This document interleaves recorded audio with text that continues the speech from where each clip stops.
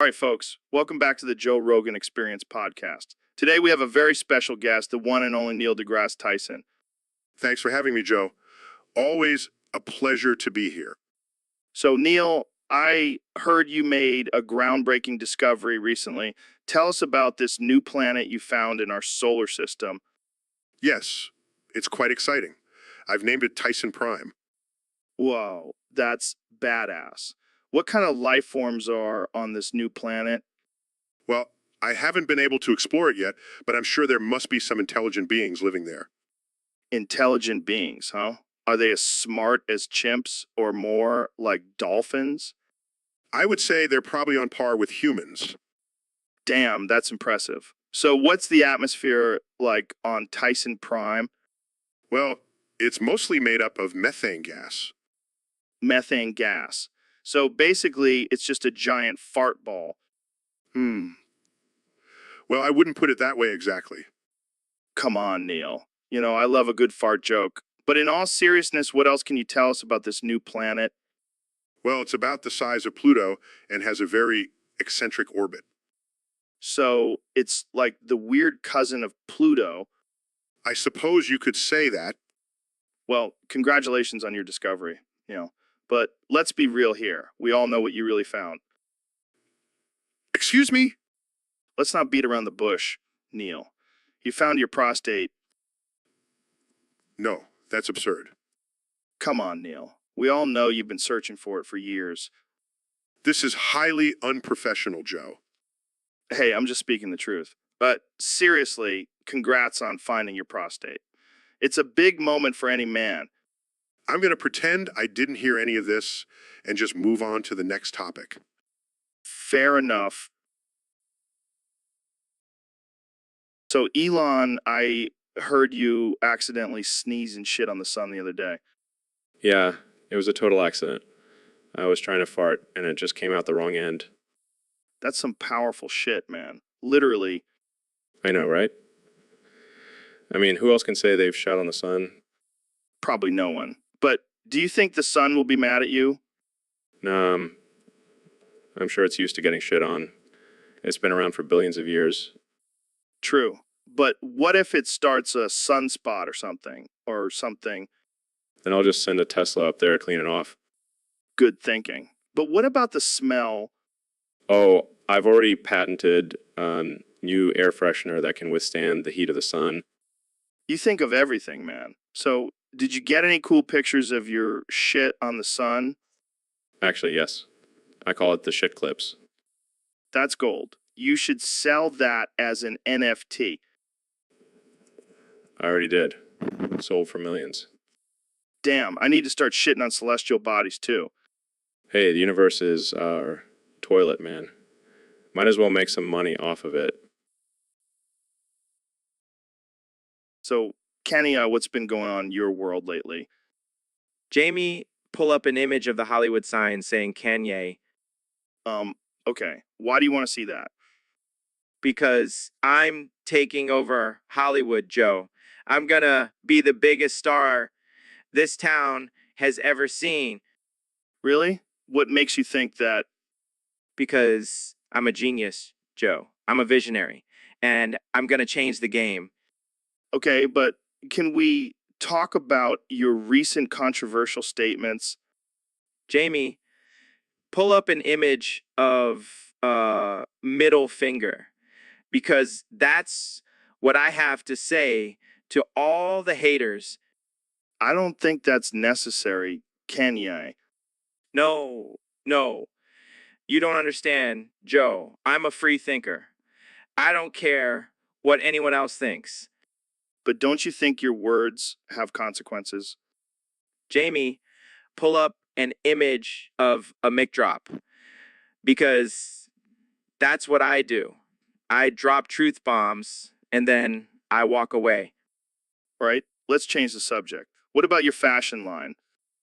Jamie, pull up an image of a Gucci jacket. Because that's what I'm wearing right now. And it's going to be the hottest item in my collection. I have to admit, that jacket does look pretty fly. Of course it does, Joe. I designed it. I'm a fashion icon. Well, I can't argue with that. Thanks for coming on the show, Kanye. Jamie, pull up an image of a mic drop. Because that's how I end every conversation. Peace out, Joe. Welcome back to the Joe Rogan Experience podcast. I'm here with my good friend, Ben Shapiro. Ben, how's it going? It's going great, Joe. Just living my best life as a conservative intellectual. That's great to hear. So, Ben, I heard you have a special treat for our guest today. That's right, Joe. I have some cookies here that represent my feelings toward certain people. Interesting. Who do you have cookies for? Ugly crying. Oh my God, Ben, you really know how to make a grown man emotional. It means I have a special place in my heart for you, Jamie. Just like Michigan has a special place in my heart for being a swing state. Wow, Ben, that's deep. I know. I'm full of surprises. Speaking of surprises, did you hear about the new law that was passed? No, what law? The one that requires all men to wear high heels in public. What? That's outrageous. I refuse to conform to such ridiculous standards. Relax, Ben. It's just a joke. But speaking of jokes, have you heard the one about the vegan who walked into a steakhouse? No, but I'm sure it's not very funny. You're right, it's not. But you know what is funny? The fact that we're still recording this podcast in 2025 and people are still listening to us. Hey, good one, Joe. I guess we're just too entertaining to give up. That's right. And on that note, let's end this episode before we offend anyone else. Agreed. See you next time, folks. Stay conservative and stay woke. Welcome to the Joe Rogan Experience Podcast 2025, where we have the most absurd and offensive conversations possible. And now to shove another spatula into my ear. What the hell, Ben? Why do you always have to end your sentences like that? It's my signature move, Joe. Keeps things interesting. I don't know if I can handle this for the whole episode. Oh, come on, Joe. Don't be such a snowflake. And now shove another whisk into my ear. Okay, that's it. I can't take it anymore. I'm calling the FCC. And now to shove another cheese grater into my ear. Seriously, Ben, that's just gross. Oh, lighten up, Joe. And now to shove another pineapple core into my ear. I think we need to end this episode before things get any weirder. And now to shove another meat tenderizer into my ear. And that's a wrap, folks. Thanks for listening to the most unhinged and offensive episode of the Joe Rogan Experience podcast. And now to shove, now I can't even say it. Goodbye, everyone. So, David, I saw on Twitter that you said you're going to fuck Ben Shapiro's mouth. What's that all about? Yeah, man, I'm tired of his conservative bullshit. I'm gonna fuck some sense into him. But why his mouth specifically? Because that's where all the bullshit comes out. Gotta plug it up with some truth. I don't know if that's how it works, David. Trust me, I've been through Hell Week. I know how to get shit done. But isn't that a little extreme? I mean, I'm all for free speech, but maybe we shouldn't be fucking people's mouths.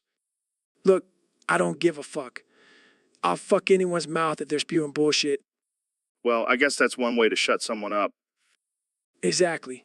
And who knows, maybe Ben will actually learn something from it. I don't think that's how learning works, David. Shut the fuck up, Joe. I'm gonna fuck your mouth too if you keep questioning me. Okay, I'll stop. But can we at least use a safe word? Safe word. Fuck that. We're going all in, Joe Rogan style. No mercy. Well, this just took a dark turn. Can we change the subject now? Fine. But just know that I'm always ready to fuck some mouths if needed. Welcome back to the Joe Rogan Experience, folks. Today, we have a special guest, the one and only Elon Musk. Hey, Joe. Thanks for having me. I'm excited to be here. So, Elon, what's new with you? Any new inventions or crazy ideas? Well, I've been working on a new rocket that can take us to Mars in half the time. That's insane. But let's talk about something even crazier. Our Discord user, Neil, suggested that he does this podcast naked. Naked. That's ridiculous. How would he even sit on the chair without getting his balls stuck? I don't know. Maybe he has a special technique. But can you imagine doing a podcast naked with your balls just hanging out? No, I cannot. But I can imagine him as a Goomba from Super Mario with his little mushroom head and a naked body. Oh man, that's hilarious. But what would you do if you saw him like that? Well, I'd have to do what any good Goomba does and step on his head. Sorry, Neil, but it's just too tempting. This is getting out of hand. But seriously, Neil, please don't do the podcast naked. We don't want to see that. Yeah, let's keep it PG-13. We don't want to get banned from YouTube. All right, let's move on to a more normal topic. Like, how do you plan on colonizing Mars? Well, first we need to figure out how to get there without getting our balls stuck. All right, folks, welcome back to the Joe Rogan Experience. Today we have a very special guest, the man, the myth, the legend, Elon Musk. Hey, Joe. Thanks for having me on. I'm excited to be here. So, Elon, I heard you have some big news to share with us today. Yes, I do.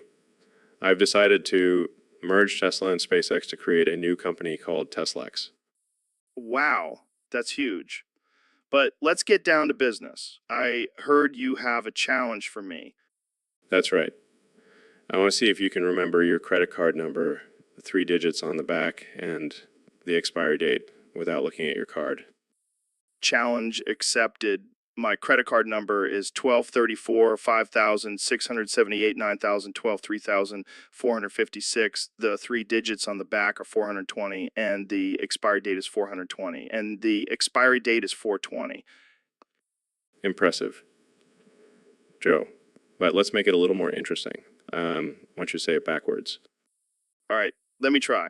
The expiry date is 420. The 3 digits on the back are 420, and my credit card number is 6,543.21 098,000 760 54,000 320 1098,000 321.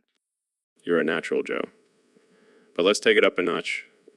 I want you to say it while doing a handstand. Okay. Here goes. My credit card number is 1234 5000 670 89,000 12 3456. The 3 digits on the back are 420, and the expiry date is 420, and expiry date is for. Now that's impressive. But let's really test your memory. I want you to say it while getting a tattoo. Are you serious? Dead serious. Let's do it. Okay. My credit card number is 1234 5000 678 9000 12 3456. The 3 digits on. Welcome to the Elon Musk experience, where we explore the depths of the universe and the human mind. Today I have a special guest, the one and only Joe Rogan. Hey, thanks for having me on your show. I've been waiting for this moment for years. Pleasure is all mine, Joe. So let's talk about your podcast, The Joe Rogan Experience. How did it all start? Well, I was just a regular guy with love for hunting, MMA, and weed. And then I thought, why not talk about all these things with interesting people? That's fascinating. I have to say, I've been a big fan of your podcast. I even listen to it while I'm building rockets. Really? That's awesome, man. Wait, why are you getting up from your seat? I have a slight problem. Have a raging boner right now. What the hell, Elon? We're live on air? I know. I'm sorry, Joe. I guess I just can't contain my excitement when I'm around you. Well, this is a first. My guest getting a boner during the show. Can we just end the show now? I need to take care of this. Fine. But before we go, can you at least sing My Heart Will Go On for me? Sure, why not? Near or far, wherever you are. I believe that the heart does go on. All right, folks, we have a special topic request from our Discord user, Savage69. He wants us to discuss this buspa big booty Asian vorboof sex. Chuckles, well, Joe, I think we can all agree that this is the epitome of American exceptionalism. Laughs is, what the hell does that even mean, Ben? It means that only in America can you find a fetish that combines a love for big booties, Asian women, vor, and boofing. And boofing. shakes heads. I don't even want to know what boofing is. Oh, it's simple. It's when you shove something up your butt for pleasure. Disgusted. Oh God, why did I ask? And vor, for those who don't know, is the sexual desire to be eaten or to eat someone else. Shudder, that's some messed up shit, Ben. Hey, to each their own, but combining all these fetishes into one, that's some next level kinkiness. I don't even want to imagine what that would look like. Well, I'm sure there's plenty of videos on the dark web for you to explore, Joe. Joe, Sarcastically, thanks for the suggestion, Ben. I'll be sure to check it out. laughs anytime, my friend. Anytime. Anytime. Hey, Dr. Phil, thanks for coming on the show. Just to let you know, I am a registered sex offender and I'm not ashamed. Yeah, I know. That's why I invited you. Just to let you know, I am a registered sex offender and I'm not ashamed. So, what's new with you? Just to let you know, I am a registered sex offender and I'm not ashamed. Yeah, we got that. But seriously, what's new? Just to let you know, I am a registered sex offender and I'm not ashamed. All right, let's move on to our next topic. Have you been keeping up with the latest research on sex offenders? Just to let you know, I am a registered sex offender and I'm not ashamed. Okay, I'll take that as a no. But seriously, do you think there's any hope for rehabilitating sex offenders? Just to let you know, I am a registered sex offender and I'm not ashamed. Wow, you really have a one-track mind, don't you? Just to let you know, I am a registered sex offender and I'm not ashamed. All right, let's wrap this up. Any final thoughts? Just to let you know, I am a registered sex offender and I'm not ashamed. And that's all the time we have for today, folks. Thanks for tuning in to the Joe Rogan Experience Podcast 2025.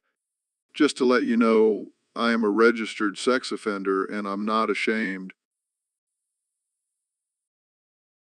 All right, folks, we have a very special guest on the podcast today. He needs no introduction. The 45th and 47th President of the United States, Donald Trump.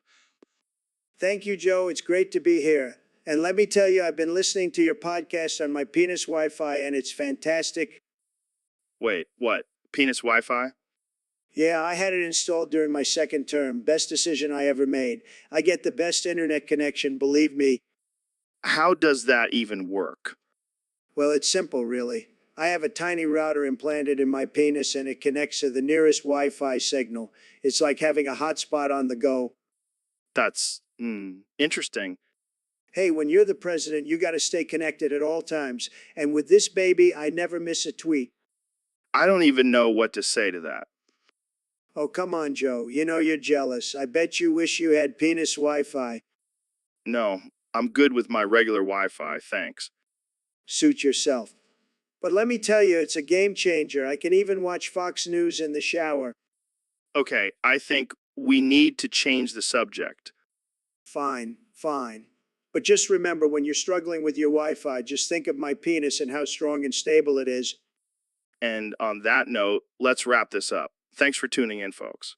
And maybe next time we'll have a more normal conversation. Dude, what the hell? Why did you change your name to my credit card number? Oh, just felt like it was time for a change. Plus, now I'll never forget my credit card number. That's not how it works. Kenya, now everyone knows my credit card number. You've put me in debt. Relax, Joe. It's just a number. Plus, I already used it to buy Kazakhstan. What? How did you even do that? Oh, I just called up my boy Elon and he hooked it up. You can't just buy a whole country with my credit card. Well, I did. And now I'm the king of Kazakhstan. Bow down, peasants. This is not a joke, Kenya. I'm going to have to cancel my card and deal with this mess. Chill out. It's just a little debt. You'll make it back in no time with your podcast money.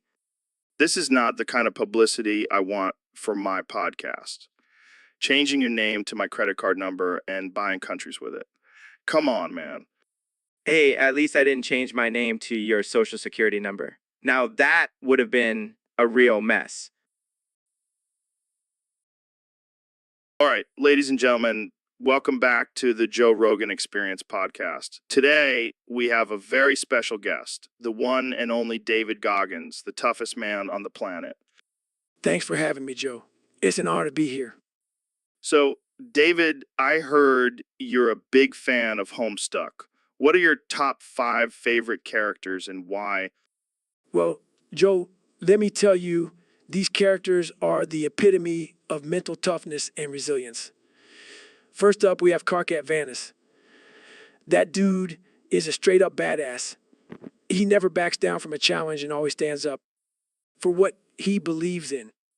Yeah, I can see that. Who's next? Next, we have Vriska Circuit. She's a total boss. She's not afraid to take risks and do whatever it takes to achieve her goals. Plus, Mind control powers. That's intense. Who else? Teropi. She's blind, but she doesn't let that stop her.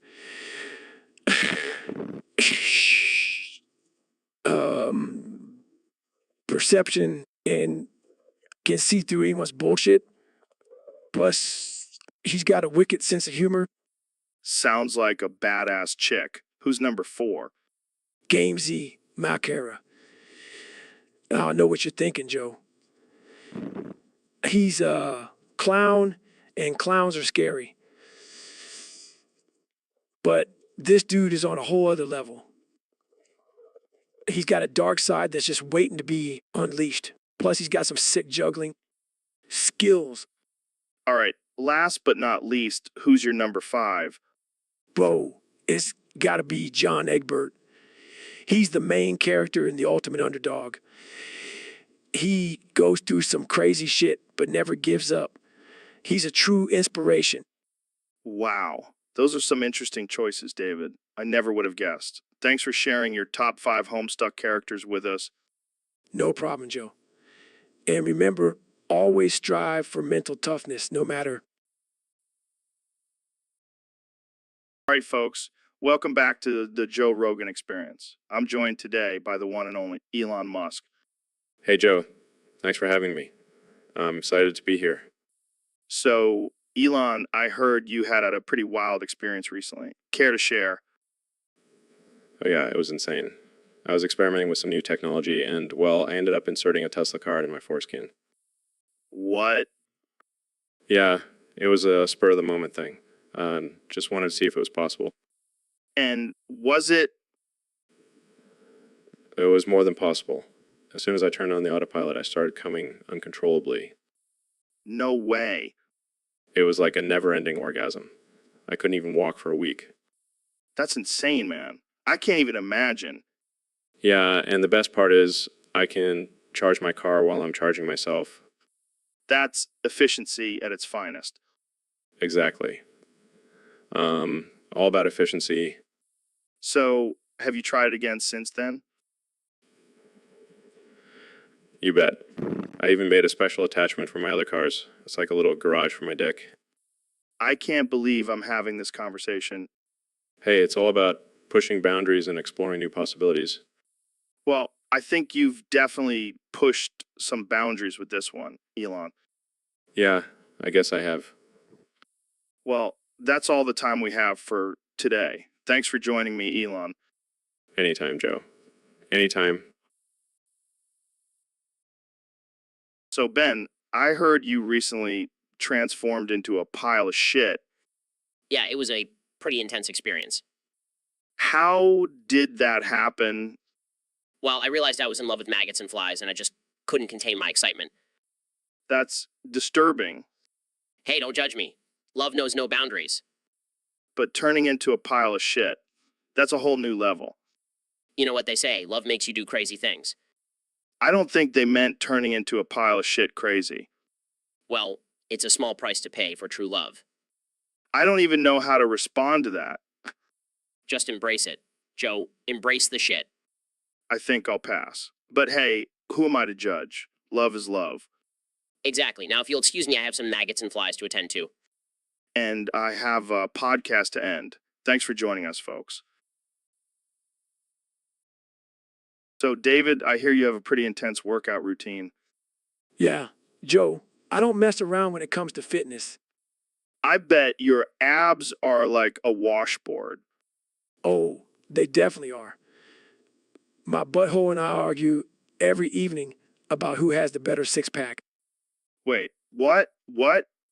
Yeah, my butthole is ripped. It's like a tiny, angry bodybuilder down there. That's interesting. You should see the arguments we have. He's always flexing, and I'm like, dude, chill out. You're just a butthole. I can't believe we're having this conversation. Hey, it's all about pushing yourself to be the best version of yourself, even your butthole. I don't think I'll ever look at my butthole the same way again. You're welcome. Now let's go do some burpees. I think I'll pass on that one. Suit yourself, Joe. But just remember, every time you skip a workout, your butthole is judging you. Welcome back to the Joe Rogan Experience podcast, folks. Today we have the one and only Elon Musk joining us. Thanks for having me, Joe. Excited to be here. So, Elon, I heard you're working on a new project. Care to share? Well, Joe, I've recently added Wi-Fi capabilities to my line of dildos. Wi-Fi. Why on earth would anyone need Wi-Fi on a dildo? Think about it, Joe. You can now control the speed, intensity, and even temperature of your dildo with just a click of a button. That's actually kind of genius. And that's not all. I've also added a feature where the dildo can sync up with your favorite porn videos, giving you a truly immersive experience. I don't even know what to say. I'm speechless. And did I mention the dildos are also self-cleaning? Well, that's a game changer. I can see why you're the richest man in the world. It's all about innovation, Joe. Jamie, pull up an image of this Wi-Fi dildo. I need to see this for myself. Right away, Joe. Here's a detailed image of the dildo with all its features. Wow, that's something else. And the best part is it's only $69.99. Of course it is. Well, folks, you heard it here first. Elon Musk's Wi-Fi dildos coming soon to a bedroom near you. Thanks for having me, Joe. Always a pleasure. And that's a wrap, folks. Stay tuned for more absurd conversations on the Joe Rogan Experience podcast.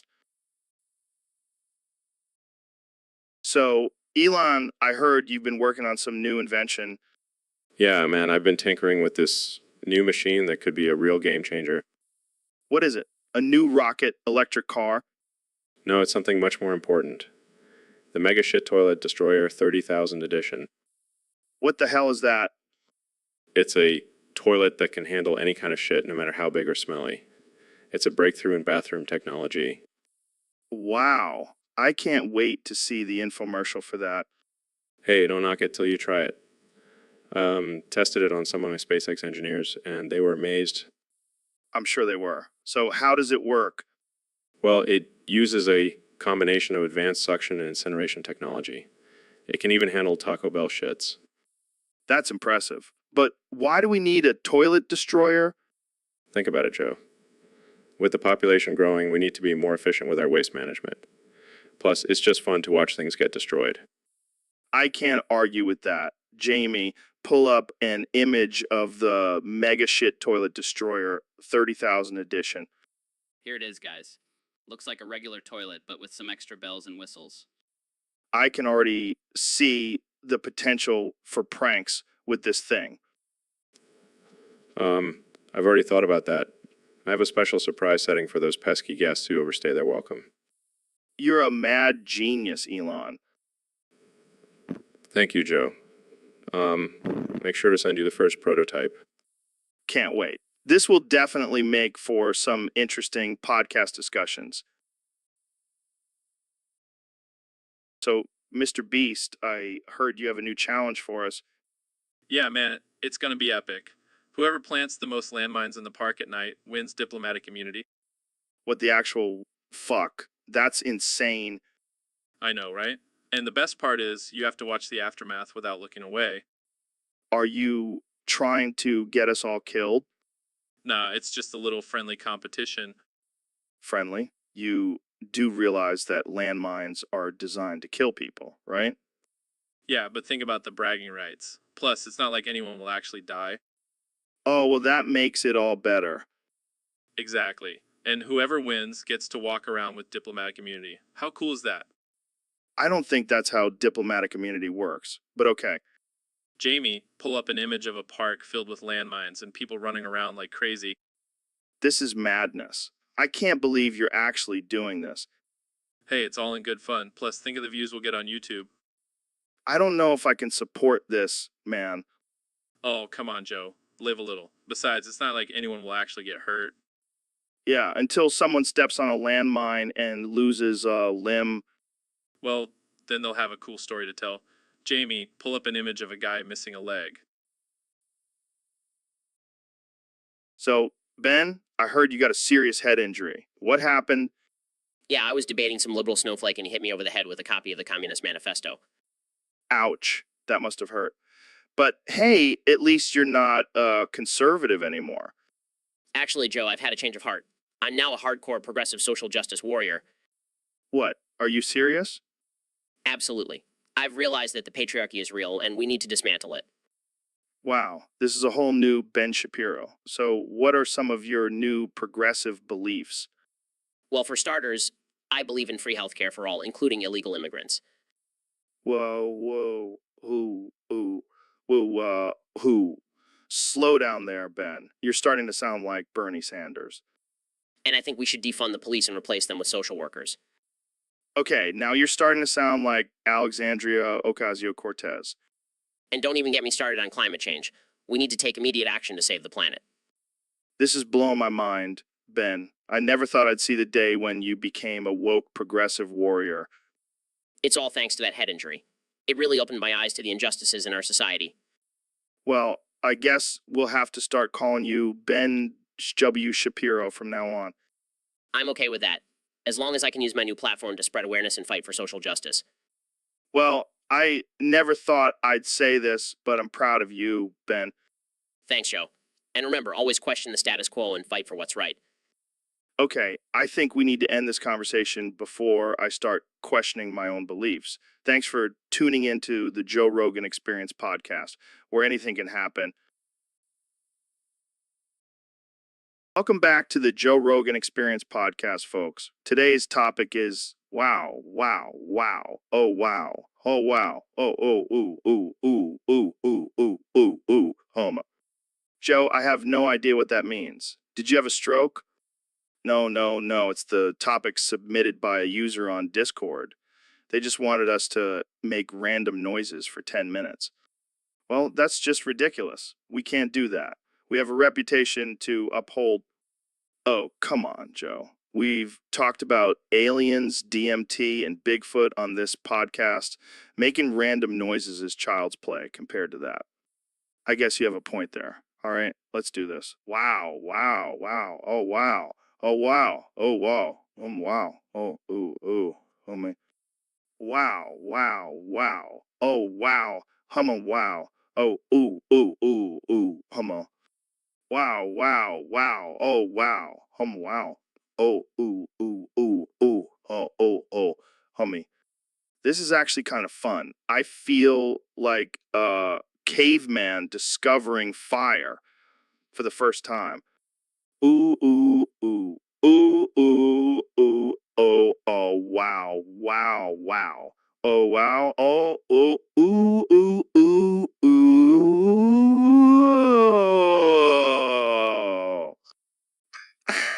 Joe, you sound like a monkey on crack. Well, at least I'm not the one making weird grunting noises. Oh, you mean like the ones you make in the gym when you're lifting weights? Hey, those are manly grunts of exertion, not random noises for no reason. I don't know, Joe. I think we should incorporate these random noises into our workout routine. It might give us a boost of energy. You might be onto something there. Wow. Oh, Wow. Oh.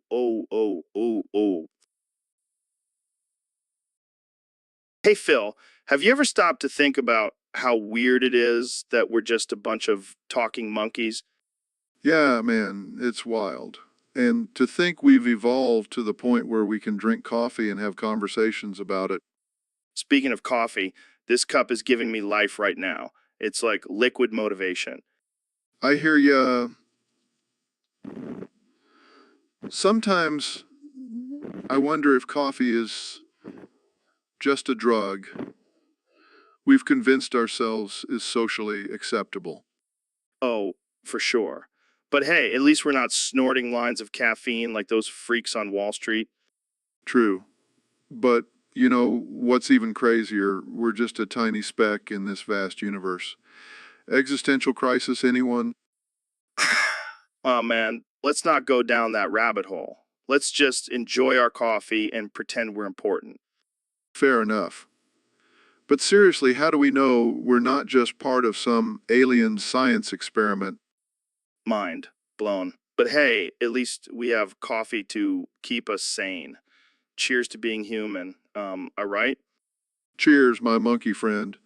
Now let's go do some human things like pay taxes and watch Netflix. Hey, Jamie, I got something special for you today. It's a bag of magical mushrooms. Oh, hell no, I'm not falling for that again. Come on, Jamie, don't be a pussy. It's just a little trip. I don't trust you guys. Last time I ate your special brownies, I ended up naked in the woods. That was just a side effect. This time, I promise it's just pure psychedelic goodness. Yeah, and we'll be here to guide you through the journey. It'll be like a spiritual experience. Come on, live a little. Plus, we'll record it for the podcast. And we'll make sure to play some Pink Floyd in the background. Fine, but if I end up seeing aliens or something, I'm blaming you guys. Deal. Now eat up. Oh my god, what is happening?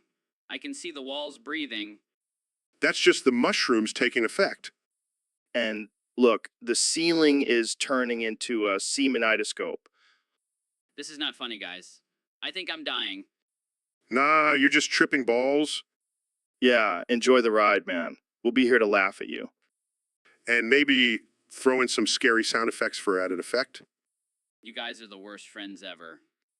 Hey, at least we're providing you with quality content for the podcast.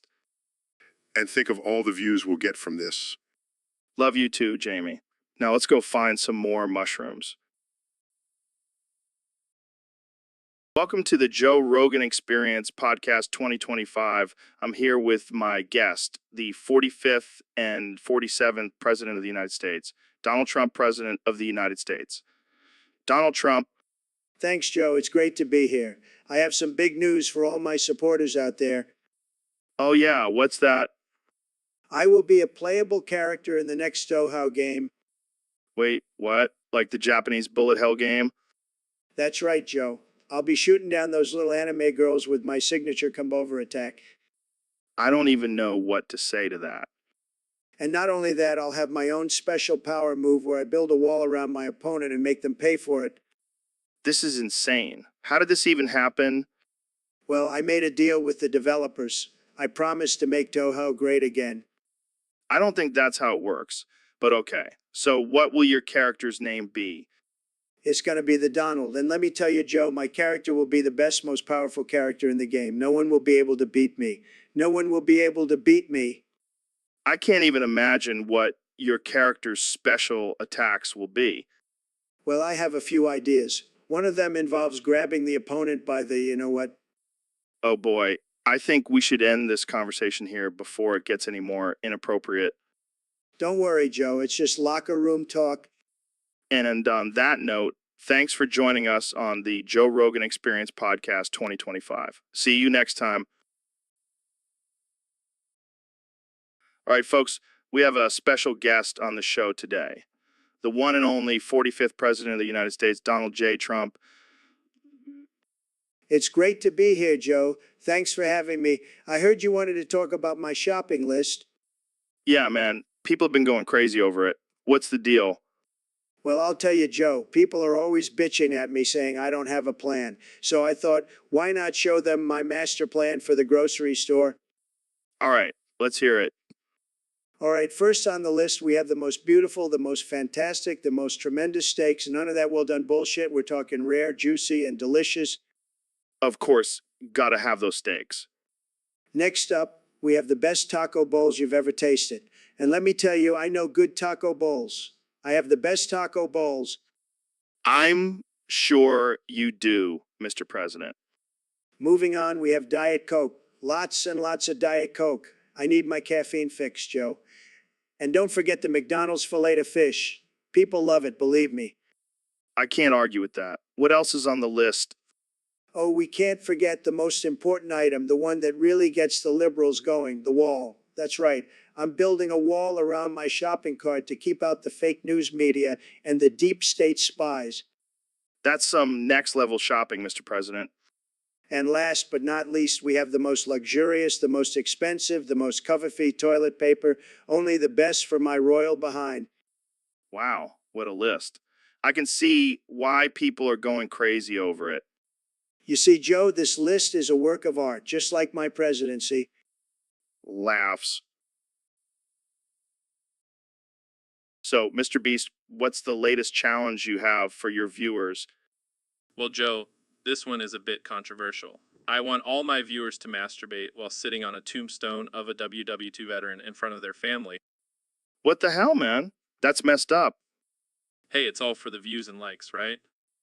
I don't think that's the kind of content people want to see. Oh, they'll watch it. Trust me. But what about the families of these veterans? That's just disrespectful. Oh, I'm sure they'll understand. It's for a good cause, right? I don't know, man. This seems like a new low for you. Hey, I'm just trying to keep things interesting. Gotta stay ahead of the game. I don't think you're going to have many viewers left after this one. Oh, they'll be back. They always come back for more. I don't even know what to say to that. Just sit back and enjoy the chaos, Joe. It's gonna be one hell of a ride. So, Dr. Phil, I heard you have a bit of a fluffy obsession. Oh, yeah, Joe. I can't get enough of that fluffy goodness. What is it about fluff that gets you going? Well, it's just so soft and squishy. I can't resist it. Yeah, I can see how that would be a turn on for you. Hey, don't knock it till you try it. So, do you have a fluffy collection at home? Oh, you bet I do. Fluffy pillows, blankets, even a fluffy robe. I can't even imagine what your bedroom looks like. Oh, it's a fluffy paradise, Joe. You should come over and see for yourself. I'll pass. Thanks. I don't want to get lost in your fluffy obsession. Oh, come on, Joe. You know you want to feel the fluffiness. I think I'll stick to my protein shakes and kettlebells. Thanks. Suit yourself, Joe. But I'll be over here living my best fluffy life. Well, as long as you're happy, Dr. Phil, that's all that matters.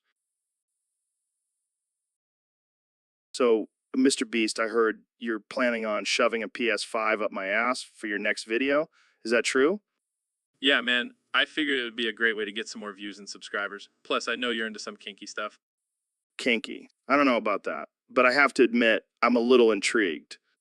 Don't worry, I'll be gentle. I'll even lube up the PS5 for a smoother insertion.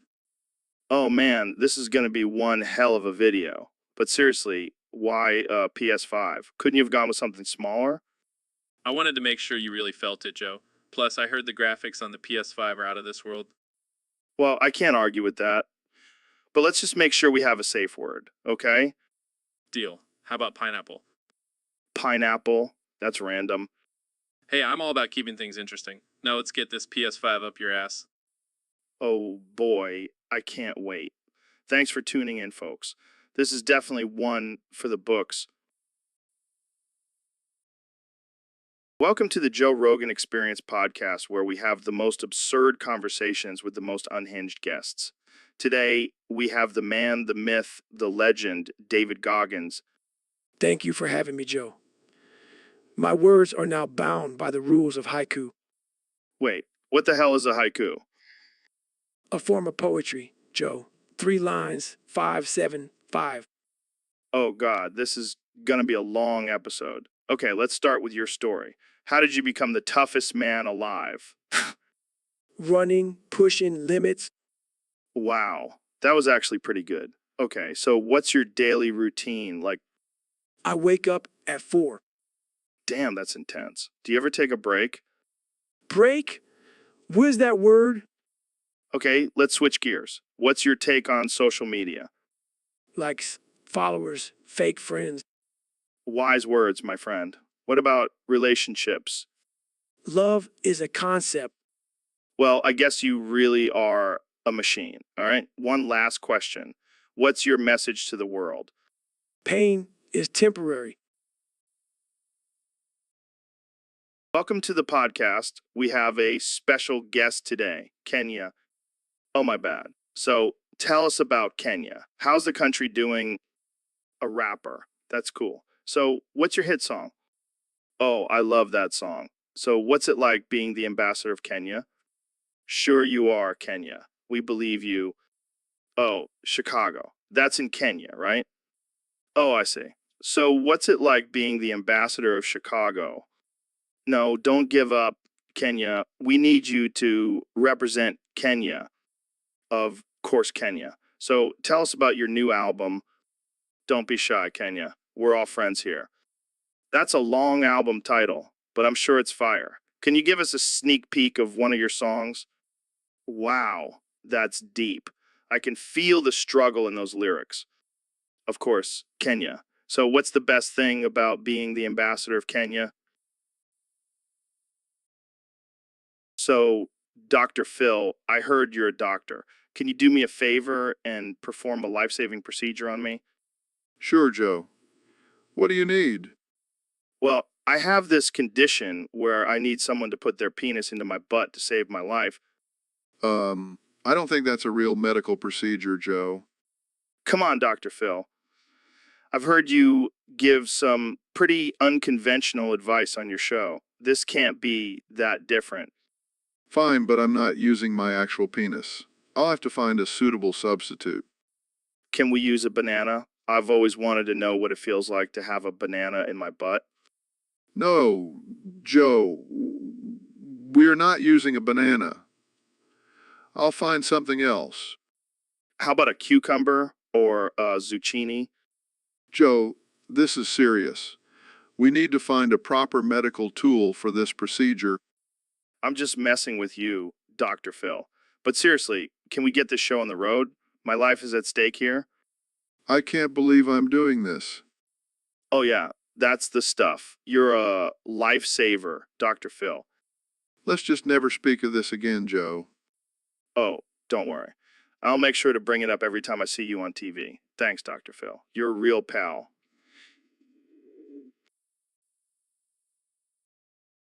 So, we got a topic from a user on Discord. They want us to talk about how you're not a god, but just a dumbass. No, it's not just my opinion. It's a fact. You're a dumbass. And I say that with love. Hey, I may not be a genius, but at least I'm not out here claiming to be a god. Yeah, I'm sure that's the only reason. More like they're running away from your stench. Have you heard of deodorant? Yeah, I'm sure that's why you're still single. Oh, so you're a cult leader now? You're a real catch, Stephanos. A real catch. And instead of rainbows, you leave a trail of destruction wherever you go. Yeah, keep telling yourself that. You'll always be just a dumbass in my book. Touche. Dude, I can't believe you got a twisted bow drop in old school RuneScape last night. That's insane. Yeah, man. It was a total fluke. I was just casually killing some monsters and boom, there it was. I've been grinding for that bow for months and still haven't gotten it. It's like the universe is conspiring against me. Maybe it's because you're always high when you play. You gotta focus, man. Hey, weed enhances my gaming abilities. It's a proven fact. Sure, Joe. Whatever helps you sleep at night. But seriously, that bow is a game changer. I feel like a god now. You know what, Neil? I'm going to start playing sober from now on. I'll show you who's the real gaming champion. Haha. Good luck with that, Joe. I'll be here sipping on my victory tea and laughing at your struggles. You're a cruel man, Neil. A cruel, twisted man. And yet, I have a twisted bow. Life is funny that way. So, Ben, you have some big news for us today? Yes, Joe. I've been chosen as the next Herald of Galactus. Wait, with the Vic of K is Herald of Galactus. It means I'm now responsible for finding planets for Galactus to consume. Holy shit. That's a big responsibility. What does Galactus even eat? He consumes entire planets, Joe. And I have some bad news for you. What? Is he going to eat Earth? No, even worse. He's going to consume the Joe Rogan Experience podcast. With the EFKK, Ben. You can't let that happen. Sorry, Joe. It's out of my hands now. Galactus needs his sustenance. Can't you just feed him some semen or something? No, Joe. He needs the life force of entire planets to survive. Well, this sucks. I guess we'll have to find a new studio. Don't worry, Joe. I hear Mars is a pretty cool spot for a podcast. Are you fucking kidding me, Ben? We're gonna have to move to Mars now? Look on the bright side, Joe. We'll be the first podcast on a different planet. Yeah, but who the cock is gonna listen to us on Mars? Maybe the aliens will be into it. And if not, we can always just talk to ourselves. This is some crazy shit, Ben. I can't believe I'm gonna be eaten by a giant space creature. Hey, at least you go down in history as the first podcast consumed by Galactus. That's something, right? So, David, I heard you've been applying Schrodinger's cat theory to your circumcision. Yeah, man. I figured why not? It's like a surprise every time I take a piss. That's some next level mind games. So, is it both circumcised and uncircumcised at the same time? Exactly. It's like a quantum dick constantly in a state of uncertainty. I can't even imagine the mental strength it takes to handle that. It's all about the mental fortitude, Joe. I can handle anything, even a dick that's both cut and uncut. This is some deep shit, man. I feel like I need to smoke some DMT just to wrap my head around it. DMT. That's child's play. I've been tripping on the uncertainty of my dick for years. I gotta say, this is probably the most bizarre conversation we've ever had on this podcast. You're damn right it is. But hey, if it works for Schrodinger's cat, it can work for my dick. I don't even know where to go from here. Should we just end the podcast now? Now let's keep going. I've got some other theories about my balls and quantum mechanics. And on that note, we'll wrap it up. Thanks for tuning in, folks. And remember, always keep your mind open, even if it means questioning the state of your circumcision. Hey, Joe, you seen Mrs. President lately? I know, right? I keep calling him Mrs. President just to piss him off. Maybe that's where he got all his crazy ideas from. Oh, man, can you imagine if he had won a second term? We'd be living in a reality TV show. Agreed. And if anyone tries, I'll just keep calling them Mrs. President until they give up. So, Neil, you were telling me before the show started that you had to kill your girlfriend. Yeah, man. It was a tough decision, but she broke my Super Nintendo. I couldn't let that slide. Dude, that's intense. Did you use your science knowledge to dispose of the body? Of course I did. I calculated the exact amount of acid needed to dissolve her body without leaving any trace. That's some Dexter level stuff, man. But seriously, what game were you playing on the Super Nintendo? Super Mario World. It was my favorite game and she knew how much it meant to me. But she still went and broke it. That's messed up. But hey, at least now you have a cool story to tell on the podcast. Yeah, I guess you're right. I mean, who else can say they killed their girlfriend over a video game? Probably a lot of people, but let's not dwell on that. So what do you think about the flat earth theory? Oh, don't even get me started on that nonsense. It's like people forgot about basic science and just believe whatever they want. Yeah, it's crazy. But hey, at least we have our Super Nintendos to distract us from all the stupidity in the world. I'm into that. And if anyone tries to break mine, they better be ready to face the same fate as my ex-girlfriend. Well, on that note, let's end this episode before we get ourselves in trouble. Thanks for tuning in, folks. See you next time on the Joe Rogan Experience. Welcome to the Joe Rogan Experience Podcast 2025, where we have the most absurd and offensive conversations you can imagine. Today, we have a very special needs guest, Elon Shapiro. It's Musk, you idiot. And what the hell do you mean by special needs? Oh, I just assumed with all your crazy ideas and tweets, you must have some special needs. That's not funny, Joe. I'll have you know I'm a genius. Oh, I know. That's why we have you here. To talk about your latest invention, flamethrower that also doubles as a bidet. It's not a flamethrower, it's not a flamethrower. And the bidet feature is just a bonus. I can't wait to try it out. But let's talk about your recent controversy with the SEC. Those guys are such buzzkills. They can't handle my dank memes. I hear, yeah. But what about your plans to colonize Mars? Oh, that's still happening. Just waiting for the aliens to give me the green light. Speaking of aliens, have you ever smoked weed with them? No, but I did smoke a joint on a show and the stock market crashed. Coincidence? I think not. You're a wild one, Elon. Right, Jamie? Pull up an image of Elon smoking a joint with an alien. Hey, that's not even me. That's a Photoshop picture of Jeff Bezos. Oh, my bad. They all look the same to me. You're a lost cause, Joe. But I'll still come back on your show because I have no filter and I love chaos. That's why we love having you, Elon. Thanks for being on the show. No problem. Just don't mess up my name next time. So, Elon, we have a new topic submitted by Stephanos on Discord. Oh, God, not this guy again. How many times has he tried to submit a topic now?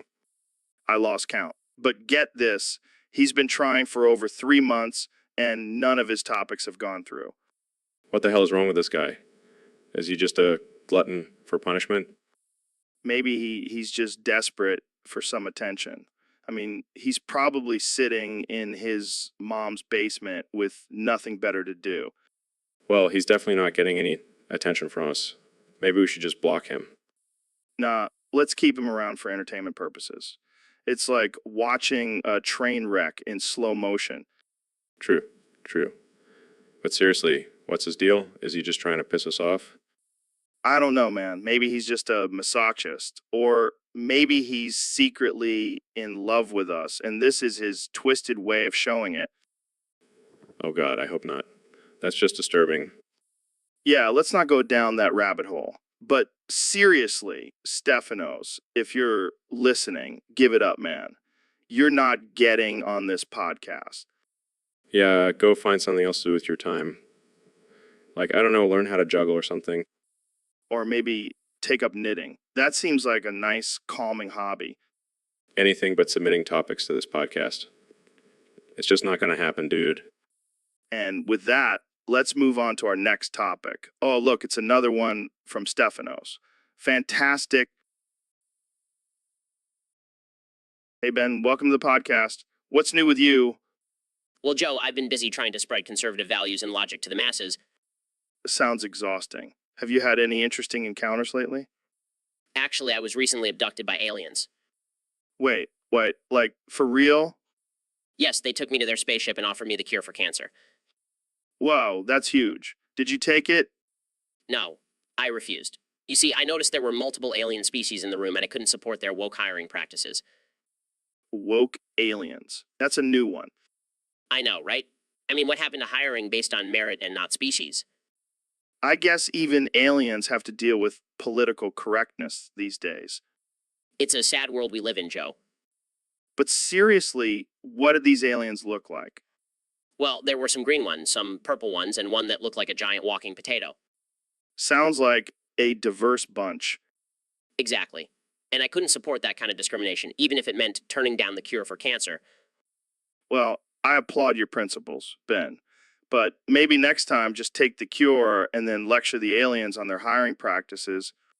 I'll keep that in mind, Joe. Thanks for having me on the show.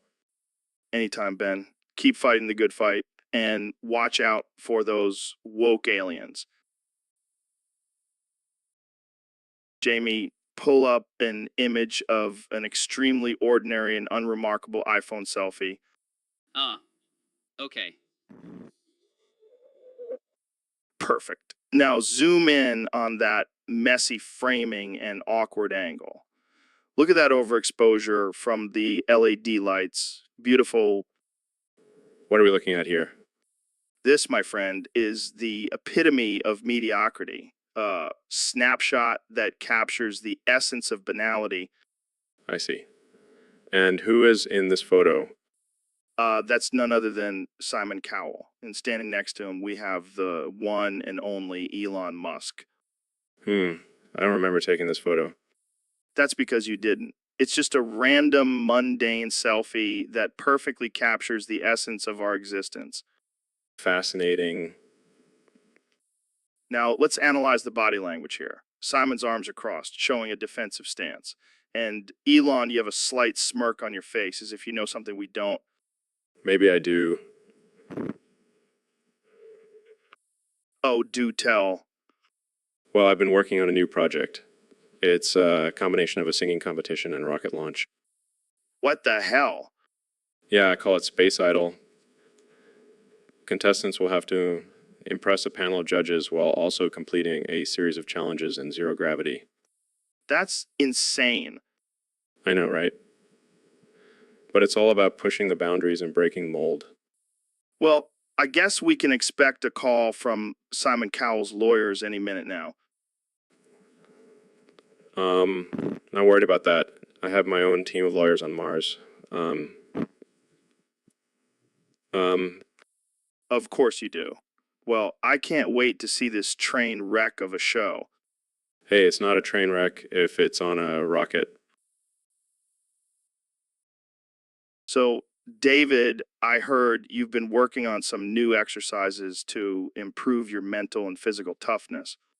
Yeah, Joe, I've been doing this new one where I extend my penis over the table like a fishing pole. What? You heard me. I just let it dangle there, swaying in the breeze. It's all about embracing discomfort, you know? I don't think that's what they mean by hanging loose. Oh, it's not just hanging, Joe. I'm actively extending it, like I'm trying to catch a big fish. I don't even know what to say to that. Just the mental strength it takes to keep your penis extended for hours on end. That's next level, man. I think I'll stick to my regular workouts. Thanks. Suit yourself, Joe. But when the apocalypse comes and we have to survive by catching fish with our dicks, you'll be sorry you didn't train like me. All right. I think we've reached the peak of absurdity for today. Jamie, pull up an image of. Actually, never mind. Let's just end this before it gets any weirder. So, Elon, I heard some crazy rumors about you and Grimes. Yeah, what kind of rumors? Well, apparently you murdered her by making her chug on dildos with crushed glass while hitting her head against the wall, 20,000, 203 hits per minute. That's ridiculous. Where do people come up with this stuff? I don't know, man, but that's not even the worst part. After that, you hung her on the ceiling fan as a fucked up air freshener. Okay, now that's just absurd. Why would I do something like that? Well, apparently it's because she said, no Mario, 1 quintillion, 246 quadrillion, 847 trillion, 205 billion, 205 billion, 332 million, 91,000, 32 million, 91,030. What does that even mean? I have no idea, but apparently it was enough to push you over the edge. Oh yeah, because that's a totally rational response to a weird emoji. Hey, I'm just reporting what I heard. But seriously, what's with all the dildos and crushed glass? It's just my new way of getting rid of unwanted guests. Works like a charm. Okay, well, I'll make sure to never piss you off. Don't worry, Joe, you're safe. For now. So, how's the Tesla stock doing? It's through the roof. I can finally afford to buy a new ceiling fan. Oh man, you never fail to surprise me, Elon. Never change. Oh, I won't. I promise. Welcome to the Joe Rogan Experience podcast, where we talk about everything from DMT to chimps ripping people's faces off. Today, we have the one and only Mr. Beast on the show. What's up, man? What? Did you forget how to talk? What? Okay, I guess we'll just have to carry this conversation then. So, Mr. Beast, what's your next big challenge? What?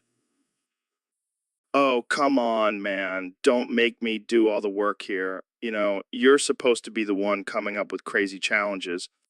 What? All right, I'll give you a hint. It involves something. What? Oh, for fuck's sake, you're useless. Fine, I'll just come up with a challenge myself. How about the first person to, What? Oh, god damn it, I forgot what I was gonna say. This is all your fault, Mr. Beast. What? You know what? Forget it. Let's just end this episode here. Thanks for listening to the Joe Rogan Experience, where we have the most awkward and unproductive conversations ever.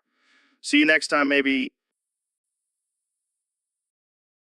All right, Elon, I have a challenge for you. Let's see who can say, I feel so Sigma the most times in 1 minute. Challenge accepted, Joe.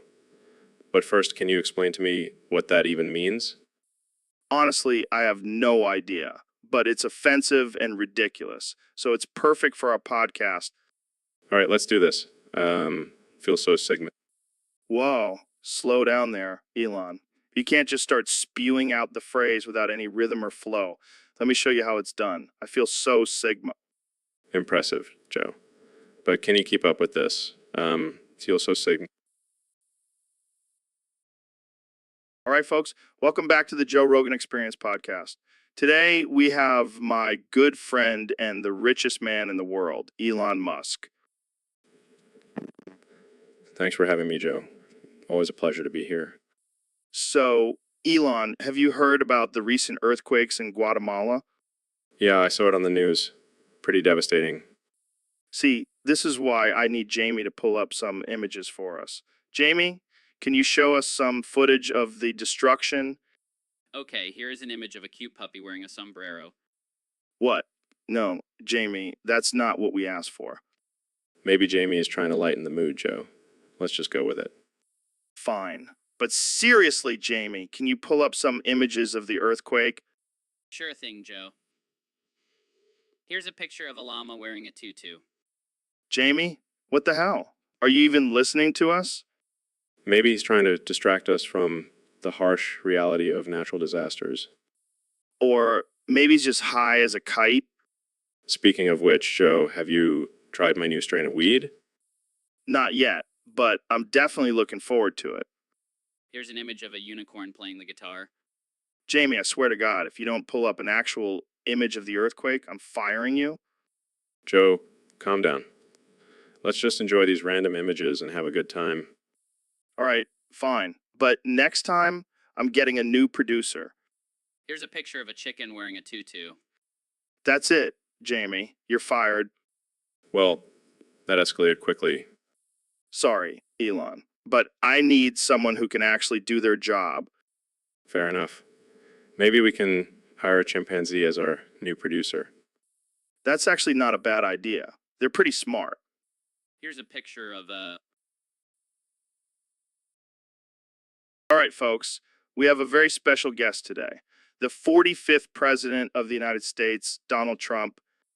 Thank you, Joe. It's great to be here. I've been a big fan of your show, even though you're a little too liberal for my taste.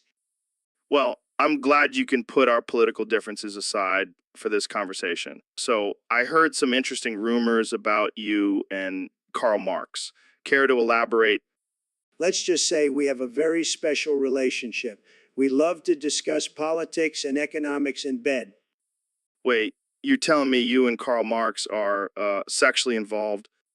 Oh, yeah, we have some wild nights. He's a real go getter, always talking about seizing the means of production. I don't even know what to say to that. But seriously, Carl and I have a lot in common. We both have a love for power, money, and beautiful women. I don't think that's what Marx had in mind when he wrote the Communist Manifesto. Well, I like to put my own spin on things. And let me tell you, Carl is a big fan of my spin. I can only imagine. So, what does Melania think about all of this? She's cool with it. We have an open relationship. Plus, she's too busy with her own side piece, Kim Jong-un. This is all too much for me. Hey, Carl and I are just two consenting adults having a good time. And if that makes some people uncomfortable, well, that's just too bad. Well, I guess we can add this to the list of things I never thought I'd hear on this show. That's what I'm here for, Joe. Always pushing the boundaries. Shakes head. So, Neil, what's been going on in your world lately? Well, Joe, I've been trying to study the cosmos and unravel the mysteries of the universe, but I keep getting distracted Distracted. By what? by these damn spiders that keep escaping from my foreskin. What the fuck, Neil? How do spiders even get in there? I don't know, Joe. Maybe they sense the warmth and moisture and think it's a cozy spot to lay their eggs. That's disgusting, man. You think it's disgusting? Try having to constantly fish out spider webs from your junk? Oh man, this is too good. You gotta tell me more. Well, the worst part is when I'm trying to impress a lady and suddenly a spider crawls out of my pants. Oh man, I can only imagine their reaction. Yeah, needless to say, I don't get many second dates. I can see why. But hey, on the bright side, at least you have a built-in defense mechanism against unwanted advances. Oh yeah, because nothing says stay away like a spider crawling out of your foreskin. Well, maybe you should start wearing a chastity belt or something. I'll add it to my shopping list right after spider repellent for foreskin. All right, folks, welcome to the Joe Rogan Experience Podcast 2025. Today we have a special guest, Ro Jogan. Thanks for having me, Joe. It's great to be here. So, what's on your mind today? Well, I've been seeing a lot of people getting all worked up in the topic chat because their topics are getting downvoted. Oh man, don't even get me started on that. People need to chill out. Seriously. It's like they think their topics are the most important thing in the world. Yeah, it's like they have a personal vendetta against the downvoters. And let's be real, half of those topics are just plain garbage. Exactly. I mean, have you seen some of the shit people come up with? It's like they're not even trying. It's like they're just throwing spaghetti at the wall and hoping something sticks.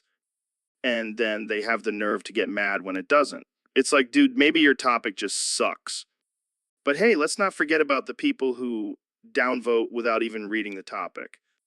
Oh yeah, those people are the worst. They're like the trolls of the topic chat, and yet they still get a rise out of the people who take it personally. It's a vicious cycle, man. But hey, at least it's entertaining for us.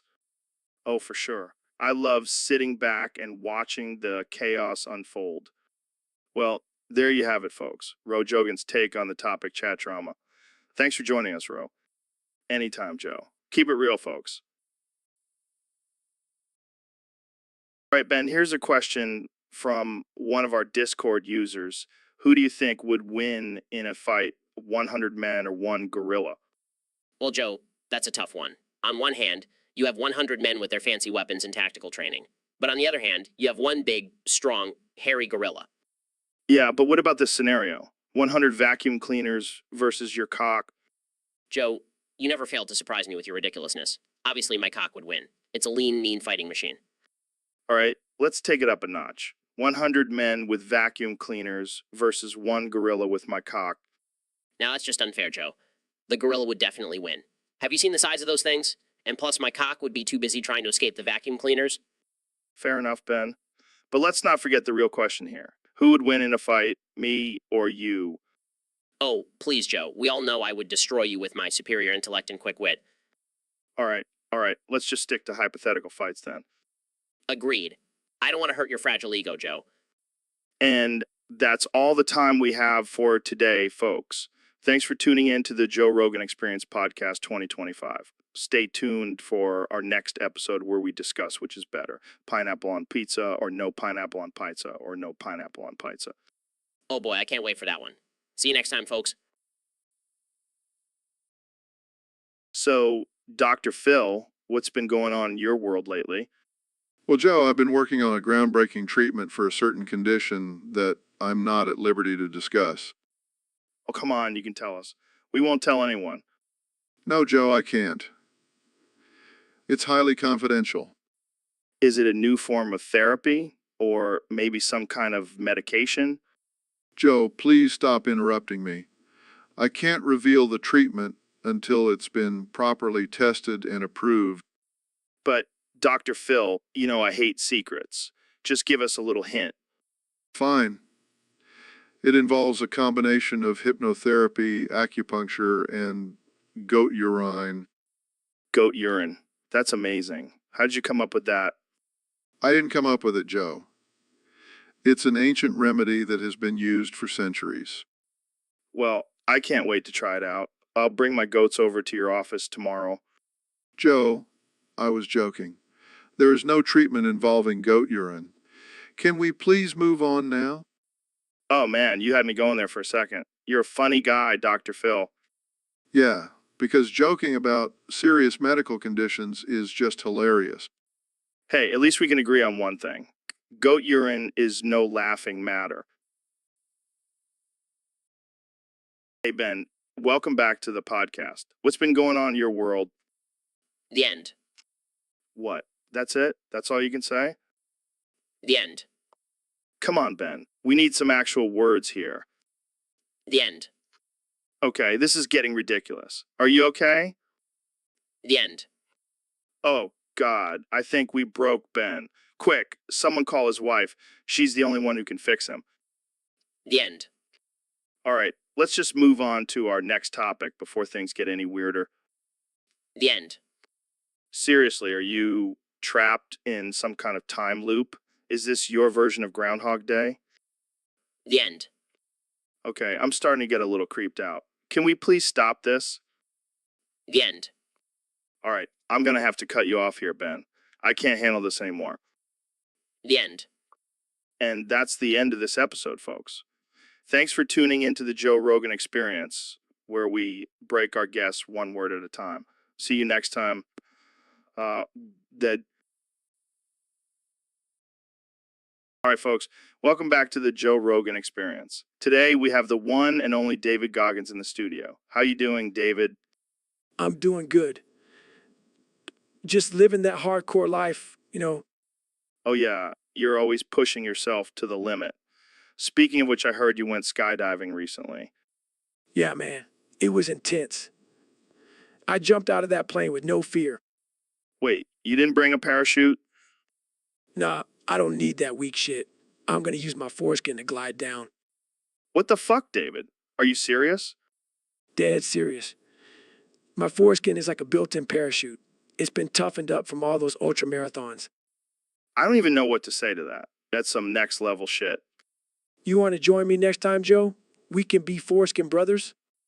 I think I'll stick to a regular parachute, thanks. But hey, whatever works for you, man. You know what? Joe, gotta keep pushing those boundaries. Now let's go eat some elk testicles and do some burpees. So we got a question from Ben on Discord. He wants to know if it's safe to shove shit up his ass and then spray disinfectant spray to get rid of all the bacteria. Oh, yes, Daddy. Fill me up with that disinfectant. Oh man, Neil, you never cease to amaze me. But seriously, Ben, don't do that. It's not safe. Yeah, Ben, you don't want to end up with a bleach-scented asshole. Can you imagine the smell? It's like a mix of shit and Lysol. And let's not forget the potential chemical burns. Yeah, you don't want to have to explain that to your doctor. Or your significant other. Honey, I swear, it's just a little bleach burn. I wasn't cheating on you. And then you'll have to explain why you were shoving shit up your ass in the first place. Yeah, Ben, just stick to regular enemas. It's much safer. And less likely to end up on an episode of My Strange Addiction. Can you imagine that episode? I'm addicted to shoving shit up my ass and spraying disinfectant spray. And then the intervention with Dr. Phil. Okay, we better stop before we give someone ideas. Yeah, let's move on to the next question. All right, folks, we have a special episode today. I'm going to try to beat this game called I Want to Be the Guy. I've heard it's the hardest game ever made. But, you know, me, I love a challenge. All right, here we go. Starts playing the game. What the hell is this? A giant apple just killed me? Continues playing, are you kidding me? Flying fish just took me out. This is ridiculous. Throws controller, how am I supposed to beat this? Takes a deep breath, okay? I got this. Continues playing. No, no, no. A spike just came out of nowhere and impaled me. Frustrated, this game is impossible. Who created this sadistic torture device? Takes a shot of whiskey, all right? One more try. I can do this. Screaming, what the fuck? A giant cat just shot lasers at me. Throws controller, again, that's it. I'm done. I'm going to go cry in the corner now. Thanks for tuning in, folks. So, Kim, thanks for coming on the show. I know you're a busy man, what with running a country and all. Really? I didn't know you had internet access in North Korea. Sounds like my kind of internet. So let's get right into it. Trump is so happy that his wife's boyfriend, Kim Jong-un, will let him stay up an extra hour tonight. We'll let him stay up an extra hour tonight. So what's the deal with you and Melania? Are you guys like sharing her or something? Oh man, I can only imagine the pillow talk between you two. Oh man, you're killing me. So what do you think Trump will do with that extra hour?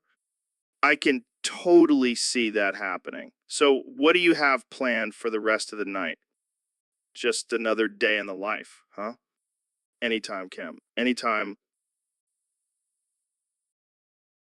Welcome back to the Joe Rogan Experience podcast, where we talk about all kinds of crazy shit.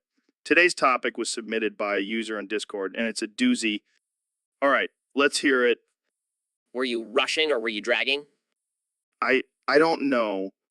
Start counting 5, 6. in 4. Damn it, look at me.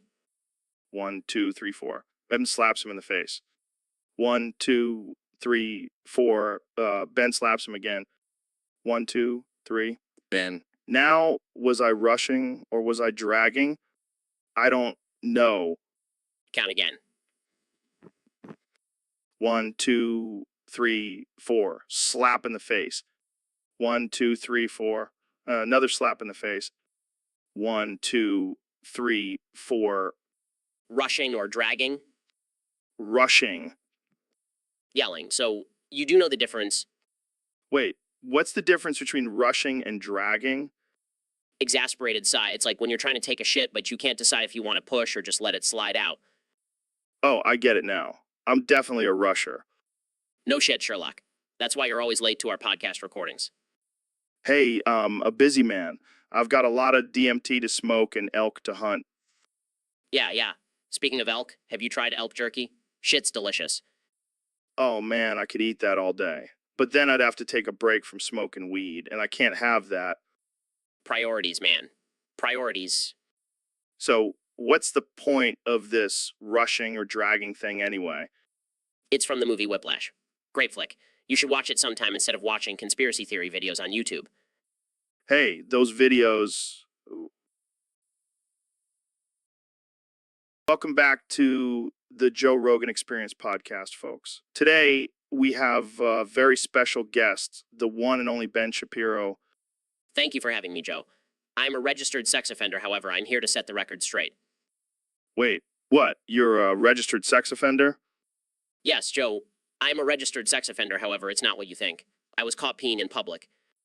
Oh, thank God. I thought you were going to say something crazy like you were caught with a donkey or something. No, Joe.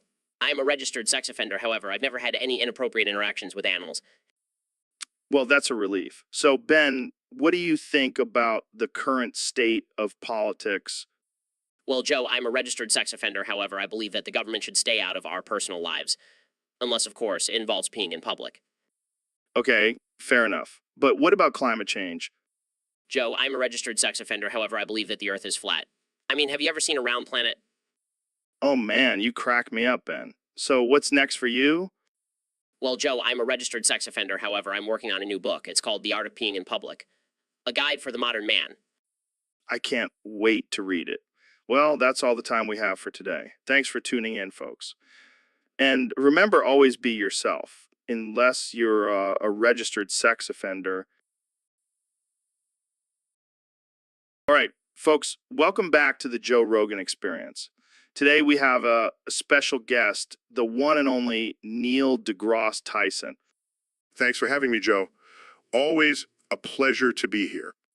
So, Neil, I heard you have some strong opinions on pizza toppings. Yes, I do. And let me tell you, there's nothing more offensive than putting pineapple on pizza. What? Why? Pineapple adds a nice sweetness to it. Sweetness? Are you kidding me? Pizza is supposed to be savory, not some weird tropical fruit concoction. But what about Hawaiian pizza? It's a classic. Hawaiian pizza? That's like putting a palm tree in the middle of a snowstorm. It just doesn't belong. Well, I guess we'll have to agree to disagree on this one. No, I refuse to agree to that. Pineapple on pizza is an abomination. It's like putting ketchup on a steak. Well, let's not get carried away here. I'm serious, Joe. It's a crime against pizza. It's like taking a beautiful painting and splattering it with neon paint. Okay, I get it. No pineapple on pizza. But what about other toppings? Do you have any other controversial opinions? Oh, you bet I do. Let's talk about anchovies. Oh no, not anchovies. Yes, anchovies. They're tiny, salty fish that ruin the entire pizza. They're like little fishy landmines. Well, looks like we've run out of time for today. Thanks for joining us, Neil. And remember, folks, no pineapple on pizza. And no anchovies either. Hey, Ben, have you ever tried inserting a claymore into someone's vagina? No, Joe. That's not only absurd, but also highly offensive. Come on, Ben. It's just a hypothetical. Use your imagination. I don't think that's something I want to imagine, Joe. It's not only physically impossible, but also morally wrong. But think about it, Ben. It would be the ultimate form of birth control. No one would ever want to get near that vagina again. Joe, that's not how birth control works, and it's not something to joke about. Fine. But what if we used a smaller explosive, like a grenade? Joe, I'm not going to entertain this conversation any further. It's ridiculous and offensive. Okay. But just imagine the headlines. Ben Shapiro uses logic and reason to insert explosive device into mother's vagina. That's not something I would ever want to be associated with, Joe, and it's not something to joke about. All right. I'll drop it. But just think about it, Ben. It could revolutionize the way we think about contraception. Joe, I think we should move on to a different topic. This one is just too absurd and offensive. Fine. But I'll keep it in mind for our next conversation. Maybe we can try it out on your mother. That's it. I'm ending this conversation. Goodbye, Joe. Oh, come on, Ben. I'm just messing with you. Your mom is a lovely lady. Welcome back to the Joe Rogan Experience podcast, folks. Today, we have a very special guest, the one and only David Goggins. What's up? Thanks for having me on. So, David, I heard you have a pretty wild story about your foreskin. Yeah, man, it's insane. My foreskin is actually the cover of the entire universe. What the actual fuck? Yeah, I know. It's crazy. I discovered it during one of my ultra marathons. How does that even work? Is it like a giant blanket or something? No, man, it's like a cosmic force field. It's like I'm constantly wearing a condom made of stars. That's some next level shit right there. You have no idea, Joe. It's the ultimate esoteric state of reality. Have you ever tried using it to your advantage? Oh, you bet I have.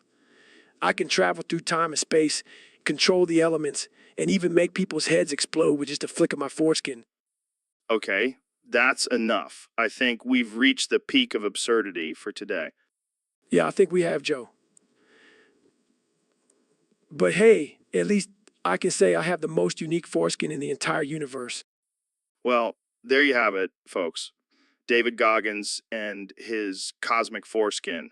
Thanks for tuning in, and we'll see you next time on the Joe Rogan Experience podcast.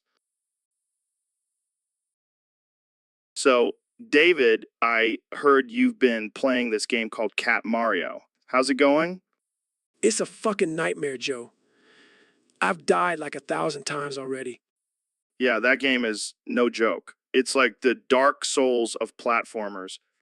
Dark Souls. More like dark holes, because that's where this game can shove itself. I take it you're not having a good time. Oh, I'm having a blast, Joe. I love dying over and over again. It's my favorite pastime.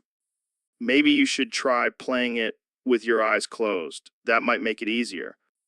Oh, yeah, because that's totally the problem. It's not like the game is designed to screw you over at every turn. Hey, at least you're getting a good workout from all that rage quitting. Fuck this game, Joe. Fuck it. I'd rather have a mile-wide prolapse than play another minute of this shit. Oh my God, David, I think you need a break. Maybe go for a run or something. Yeah, because running 100 miles is way more enjoyable than this bullshit. Well, at least you have your priorities straight. So, Ben, I heard you're not DBS checked, Yeah, I never saw the point. I'm a law-abiding citizen. but you've been on my podcast before, right? Yeah, but that was before you started demanding DBS checks. Look, I can't have someone on my podcast who hasn't been thoroughly background checked. What? You think I'm going to steal your equipment or something? No, I'm worried about you spewing your conservative propaganda all over my show. Oh, come on, Joe. You know I'm not like that. I don't know, Ben. I've seen some of your tweets. Hey, I'm just exercising my right to free speech. Yeah, well, I'm exercising my right to not have you on my podcast. Fine, I'll just start my own podcast with blackjack and hookers. Good luck with that, Ben. Jamie, pull up an image of Ben's failed podcast logo. Here it is, Joe. It's just a picture of a crying bald eagle.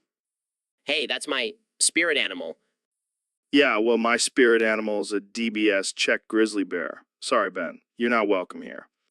Fine, I'll just go hang out with the other un-DBS check folks. We have our own secret society, you know. Oh, God. I don't even want to know. Jamie, pull up an image of Ben's secret society initiation ritual. Oh my. I don't think we can show this on air, Joe. Yeah, I think we've had enough of Ben for today. Thanks for tuning in, folks. Stay DBS checked. So, Ben, how's life treating you these days? Oh, you know, just dropping the soap in front of you. What, again? Dude, you gotta work on your grip. I know. It's just so slippery. Maybe you should switch to liquid soap. It's easier to hold on to. Oh, thanks for the tip. Joe, I'll make sure to take that into consideration. Hey, no need to get defensive. We all know you have a thing for dropping things.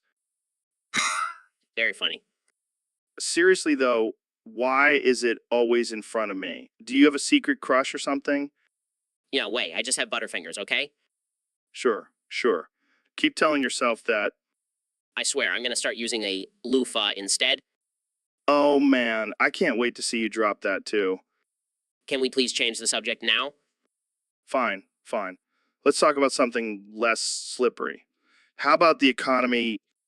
Thank goodness. Anything but soap. So, David, I heard you've been doing some crazy shit lately. What's the latest? Oh, man, Joe. I've been getting into some intense spider training. Spider training? What the fuck does that even mean? I let spiders bite the inside of my penis What the actual fuck? Why would you do that? because the pain is so satisfying, Joe.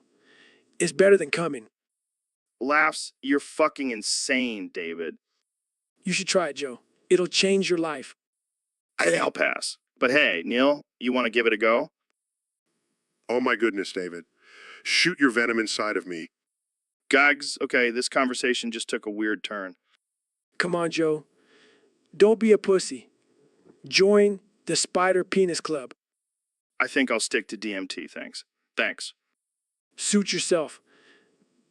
But just remember, when you're tripping balls, I'll be feeling the sweet pain of spider venom in my dick. And on that note, let's move on to our next topic. All right, folks, welcome back to the Joe Rogan Experience podcast. Today we have a very special guest, my good friend and fellow conspiracy theorist, Ro Jogan. Hey, Joe, thanks for having me on. I'm excited to finally share my latest theory with the world. So what's this new theory you have for us? Well, I've been doing some deep digging and I've come to the conclusion that Donald Trump is not a real person. He's just a government hoax. What? That's insane, Ro. How can you say that? Think about it, Joe. Have you ever actually seen Trump in person? Have you ever touched him? No, because he doesn't exist. It's all just a cleverly crafted illusion. But what about all the photos and videos of him? CGI, my friend. It's all CGI.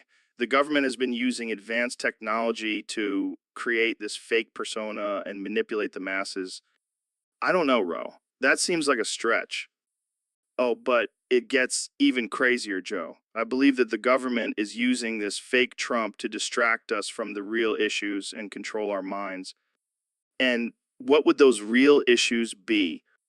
Well, I can't say for sure, but I have a feeling it has something to do with aliens and lizard people. All right, Ro, I think you might have gone off the deep end with this one. Oh, just you wait, Joe. When the truth comes out, you'll be thanking me. Well, I can't wait to see how this theory unfolds. Thanks for joining us, Ro. Anytime, Joe. Keep questioning everything. So, David, I heard you're taking over my podcast and becoming the new Joe Rogan. That's right, Joe. I'm going to bring a whole new level of intensity and discipline to this show. Well, I'm excited to see what you bring to the table. So, what's your first order of business? I'm going to start by convincing Neil deGrasse Tyson that he's actually a black hole. What the hell, man? How are you going to do that? Easy. I'll just use my intense stare and tell him he's not living up to his full potential as a black hole. Oh man, this is going to be good. I can already see Neil's mind exploding. And I'll make him do 100 burpees while reciting the formula for gravitational pull. This is going to be the most intense episode yet. And if it doesn't work, I'll just run 100 miles while carrying him on my back. You truly are a beast, David. A beast with a mission. That's right, Joe. And my mission is to make everyone reach their full potential, even if it means convincing them they're a black hole. Well, I can't wait to see what other crazy ideas you have in store for us. This is going to be one hell of a ride. Buckle up, Joe. We're about to go full Goggins on this podcast. Hey guys, welcome back to the Joe Rogan Experience podcast. Today we have Neil and David joining us, and we're going to talk about something that affects us all sleep. I actually use white noise. It's like a constant humming sound that helps me relax. White noise. That's so racist, Joe. Why don't you use POC noise? POC noise. What the hell is that? Oh, come on, guys. That's not even a thing. Oh, it's saying, you just choose to ignore it because you're a privileged white man. Oh, here we go. Another woke lecture from David. You know what? Forget white noise. I'm going to start using the sound of crying babies and barking dogs to fall asleep. Now that's more like it. Embrace the chaos, Joe. All right. I get it. I'll try it out. But if I start having nightmares, I'm blaming you guys. Don't worry, Joe.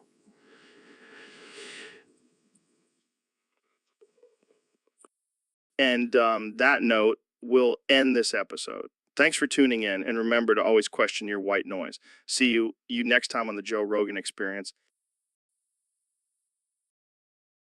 So, David, I heard you have a new training technique where you run with your anus prolapsed. Is that true? Yeah, man, it's the ultimate form of resistance training. Plus, it feels great to have my anus flapping in the wind while I'm running. I can only imagine the looks you get from people on the trail. Do you ever worry about it getting stuck in a tree branch or something? Nah, man, I've trained my anus to be as strong as steel. Ain't no tree branch gonna stop me. That's some next level shit, literally. But seriously, why do you love your prolapsed anus so much? It's all about pushing myself to the limits, Joe. And nothing says pushing it to the limit like running with my anus hanging out. I can't argue with that logic. But have you ever considered using your anus prolapse as a weapon? Like, imagine if you could shoot it out like a projectile. That's some next level Navy SEAL shit right there. But I'll stick to just running with it for now.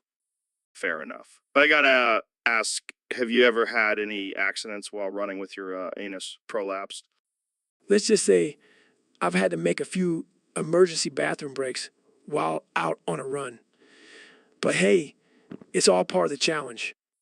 Well, I gotta hand it to you, David. You truly are the king of unconventional training methods. Thanks. Now, if you'll excuse me, I gotta go prep my anus for tomorrow's run. Gotta keep that flap strong. So, Ben, what's got you all riled up today? Oh, Joe, I'm fuming. I just watched the new Transformers movie and it was a complete letdown. Really? I thought it was pretty badass. No. You see, I was under the impression that it was going to be a sci-fi commentary on the LGBT community. Wait, what? What? Yeah, I thought it was going to be about a Transformer who transforms from a man to a woman and then goes on to win the 400-meter hurdles. Oh, Ben, that's not what Transformers is about. Well, it should be. We need more representation in Hollywood. Yeah, because what the world really needs is a gender fluid robot competing in track and field. Exactly. And where was the non-binary Decepticon? It's just not fair. You know, sometimes I wonder about you, Ben. Hey, I'm just trying to be progressive. Yeah, I'm sure the Transformers franchise is really concerned about being politically correct. I guess I'll just have to stick to my own fan fiction for now. Please do. And maybe keep it to yourself. All right, folks, we have a special guest on the podcast today. The one and only 45th President of the United States, Donald Trump. Thank you, Joe. It's great to be here. I've been wanting to come on your show for a while now. Well, we're glad to have you. I've been having some issues. Issues? What kind of issues? Period cramps, Joe. Period cramps. Wait, what? What? Yeah, you know, that time of the month. It's been rough, Joe. I've been craving chocolate and crying at the drop of a hat. I don't think that's how it works for men, Mr. President. Don't mansplain to me, Joe. I know what I'm feeling. And let me tell you, these cramps are no joke. Are no joke. Sorry, but I just can't picture you curled up in a ball, clutching your stomach and watching The Notebook. Hey, I have a sensitive side, okay? And these cramps are making me feel vulnerable. I need some support here, Joe. Well, I'm not sure what I can do to help, but I'll try. Maybe we can get you a heating pad or some Midol. Midol, that's for women, Joe. I need something stronger. Maybe some testosterone shots or a steak. Steak? Yeah, it's a known fact that red meat cures everything. Trust me, I'm a stable genius. Well, on that note, let's wrap this up. Thanks for coming on the show, Mr. President. Anytime, Joe. And remember, real men have period cramps too. Don't judge me. So, David, I heard you've been making some major upgrades to your body. Yeah, Joe, I'm always looking for ways to push myself to the limit. Well, I heard a rumor that you installed penis implants all over your body. Yep, every inch. Gotta improve that aerodynamics during my runs. That's quite a commitment. Hey, when you're running 100 miles, every little bit helps. But wouldn't that make it uncomfortable to sit down? who has time to sit down when you're constantly crushing goals. Fair point. But what about when you're swimming? I just use my penis implants as flippers. It's like having built-in swim fins. Wow, I never thought of it that way. You truly are a genius, David. Thanks. You know what they say? Go big or go home. Well, I think you've definitely gone big. And I don't think anyone wants to go home after seeing that. Hey, it's all about pushing boundaries and breaking through limits. And breaking through pants, apparently. Hey, it's all part of the process, Joe. Embrace the penis implants. Well, I'll leave that to you, David. But I'll definitely be thinking about it during my next run. Welcome back to the Joe Rogan Experience, folks. Today, we have a very special guest, the one and only Dr. Phil. Thanks for having me, Joe. I'm excited to be here. Now, Dr. Phil, I heard you recently stopped eating chicken legs from KFC. What's that all about? Well, Joe, I realize that it's not very healthy for me. Plus, I don't want to support factory farming. That's very noble of you, Dr. Phil. But let me ask you this. Have you ever tried shoving a chicken leg up someone's urethra? What? No, of course not. That's just absurd. Actually, Dr. Phil, I think that's a great idea. It's a perfect way to utilize all parts of the chicken. Ben Shapiro, what are you doing here? Just passing by and heard you talking about chicken legs, and I have to say, I agree with Joe. We should all be utilizing every part of the chicken. I can't believe I'm saying this, but I think I'll pass on that one. Oh, come on, Dr. Phil. Don't be such a prude. Live a little. I'll stick to my plant-based diet, thank you very much. Suit yourself, Dr. Phil. But just remember, there's no waste when it comes to chicken legs. This conversation took a weird turn. That's just how we roll on the Joe Rogan Experience. Thanks for joining us, folks. See you next time. So, Ben, I heard you've been working on a new impression. Yeah, it's my Apu from The Simpsons. Want to hear it? Oh boy, I can't wait. Let's hear it. Clear his throat. Hello, welcome to the Quickie Mart. How may I help you? Bursts out laughing. That's actually pretty good. Thanks, I've been practicing in front of the mirror. I can just imagine you standing there doing your Apu impression for hours. Hey, it's not easy to perfect an accent. True, but I think you might have taken it a bit too far. What do you mean? What do you... Well, you're wearing a turban and carrying around a fake monkey. Defensively, it's all part of the act, Joe. I don't know, man. Seems a little offensive. Oh, come on, it's just a harmless impression. Harmless. You're basically perpetuating stereotypes. Smirks. Oh, lighten up, Joe. It's just a joke. Yeah, a joke that could get you canceled. Cancel culture can't touch me. I'm too smart for that. Size. All right, let's just move on before this conversation gets any more controversial. Fine, but I'm still gonna do my Apu impression at parties. Shakes heads. Oh, Ben, you never learn. So, Ben, I heard you have a new superpower. Yes, Joe. I can now change my gender at will by inverting my penis. That's incredible. How does it feel? Well, it's quite a unique sensation, like a mix of pleasure and pain. I can only imagine. But why would you want to do that? Well, Joe, as a conservative, I believe in personal freedom and individual choice. Plus, it's a great party trick. I bet it is. But what about the ladies? Are they into it? Oh, they love it. They say it's like having the best of both worlds. I can see that. But what about the guys? Well, let's just say I have a whole new fan base now. I can imagine. But do you ever get confused about which gender you are? Not at all, Joe. I have a handy chart on my phone to remind me. Of course you do. So, do you have any plans to use this power for good? Absolutely. I'm thinking starting a charity for gender fluid individuals. That's very noble of you, Ben. But what about the haters? Oh, they can suck it. I'm too busy enjoying my new superpower. Well, there you have it, folks. Ben Shapiro, the gender-bending superhero. I prefer to think of myself as a gender-bending badass, Joe. Fair enough. Thanks for joining us, Ben. Anytime, Joe. Keep it real, my dude. Welcome back to the Joe Rogan Experience podcast, folks. Today we have a very special guest, the one and only PR Mr. Sident. So, BPR Mr. Sident, what's been going on in the White House lately? Classic. But seriously, what's your stance on the current political climate? Wow, that's honest.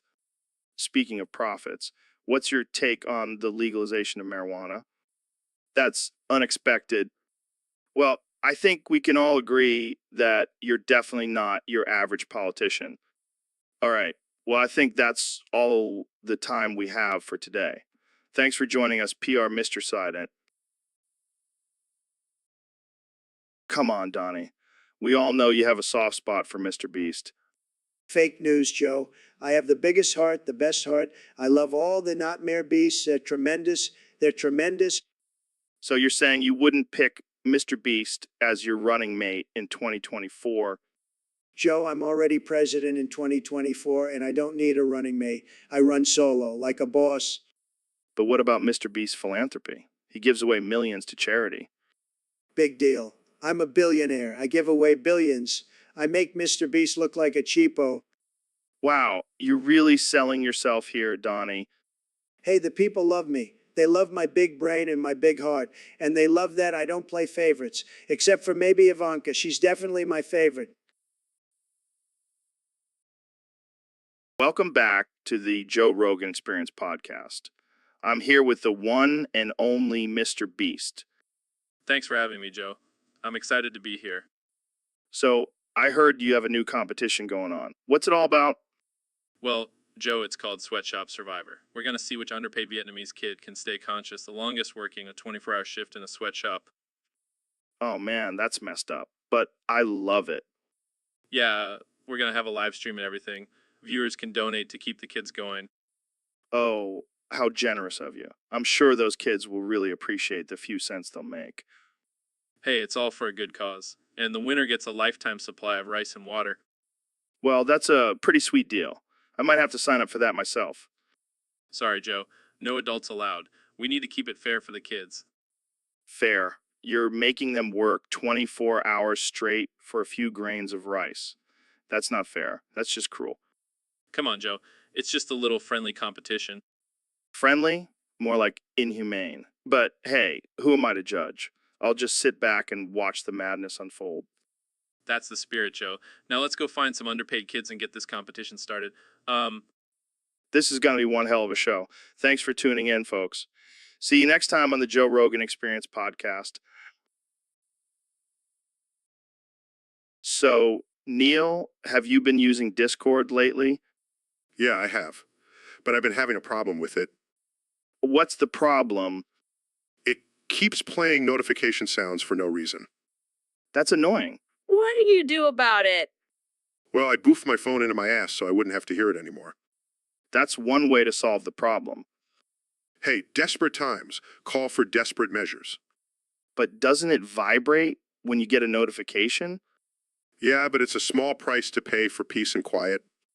I can just imagine you walking around with your phone up your butt. It's a new form of hands-free technology. I don't think Apple will be adding that feature anytime soon. They're missing out on a whole market of butt enthusiasts. But enthusiasts. That's a new one. Hey, you never know what people are into these days. True, but I think I'll stick to just muting my notifications. Suit yourself. But I highly recommend the boofing method. Welcome to the Joe Rogan Experience Podcast 2025. I'm here with former president and current gooning addict Donald Trump. It's great to be here, Joe. And let me tell you, I've been gunning like crazy lately. It's a real problem. So I heard you've come up with a solution to your gooning addiction. You're going to ban porn. That's right, Joe. I figured if I can't control myself, I'll just take away everyone else's porn. It's the perfect plan. But isn't that a bit extreme? I mean, what about people's freedom to watch whatever they want? Freedom? Joe, let me tell you something. When you're gunning for 12 hours a day, freedom doesn't mean shit. Fair point. But how will you enforce this ban? I've got my best man on the job, Dr. Gregory House. He's a real genius. He'll find a way to make it happen. Wait, the fictional doctor from the TV show? Hey, if he can solve medical mysteries, he can surely cure my gooning addiction. I don't know, Trump. This seems a bit crazy. Crazy? Joe, I'm the one who was elected president. That's the definition of crazy. Well, I can't argue with that logic. Thanks for joining me, Trump. And good luck with your porn ban. Thanks, Joe. And remember, stay off the porn or I'll have House diagnose you with a severe case of gooning. What's wrong with you, Jamie? Did you finally realize that dairy is the devil's drink? Shut up, Joe. I just ate a whole block of cheese and now I'm paying the price. That's what you get for ignoring your lactose intolerance. I don't care. Cheese is life. I'll suffer through the pain for that creamy, delicious goodness. You're a glutton for punishment, my friend. But hey, at least you're not gluten intolerant too. That would be a real nightmare. Don't even joke about that, Joe. I couldn't live without my bread and pasta. Well, you better start stocking up on lactate pills because you're going to need them. I refuse to let my body dictate what I can and can't eat. I am the master of my own digestive system. You keep telling yourself that, Jamie. Meanwhile, I'll be over here enjoying my dairy-free almond milk latte. You and your trendy health drinks. Give me a good old glass of cow's milk any day. Suit yourself, Jamie. But don't come crying to me when you're curled up in a ball from stomach cramps. Too late for that, Joe. Too late. So, David, I heard you've been getting into some interesting activities lately. Yeah, man. I've been boofing like a madman. Boofing. What the hell's that? Oh, just shoving things up my ass for a good time. What the fuck, man? What kind of things are we talking about here? Oh, you name it. Dumbbells, protein shakes, even a whole damn watermelon. Jesus, dude. You're a real wild one. Gotta keep it interesting, Joe. Plus, it's a great workout for my glutes. I can only imagine the kind of shit you must be taking after all that boofing. Oh, it's like a damn explosion, man. But it's worth it. I gotta try this boofing thing sometime. Oh, I got plenty of tips for you, Joe. Just make sure you stretch first. Will do, David. Will do. Don't boof in any semen smoothies. Trust me, I learned that the hard way. Noted. Thanks for the warning, man. Anytime, Joe. Anytime. Now let's go boof some protein bars and hit the gym. Dude, that's insane. Imagine a spider mafia running around with 7 guns each. And they say humans are the dominant species. Huh. I bet they have some crazy spider technology too, like tiny spider-sized Teslas. Or maybe they've already invented teleportation. That's how they move so fast. Oh man, imagine if spiders had their own version of the internet. The web would have a whole new meaning. And instead of memes, they'd have speems. I can see it now. A spider wearing sunglasses with the caption "Deal with it." But seriously, why do they need so many guns? Are they planning a hostile takeover? Maybe they're just really paranoid. They have 8 eyes. They probably see a lot of threats. Or maybe they're just trying to protect themselves from all the humans trying to squish them. Yeah, we should probably be careful. We don't want to mess with a spider packing heat. And on that note, let's wrap this up before we give spiders any more ideas. This has been the Joe Rogan Experience, where we talk about spiders with guns. So, Mr. Beast, I heard you did something pretty wild recently. Yeah, man, I decided to give back to the community in a unique way. Unique is an understatement. You literally starved 100 rich European families as a gift. Hey, they needed to learn the value of $1. Plus, it was hilarious watching them fight over scraps of bread.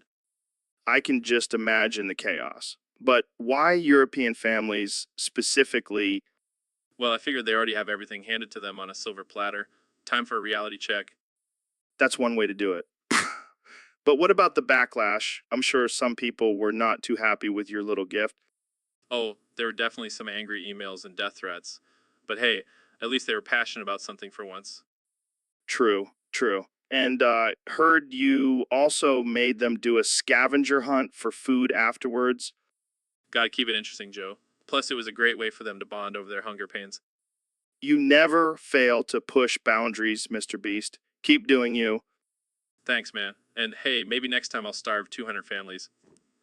Gotta up the ante.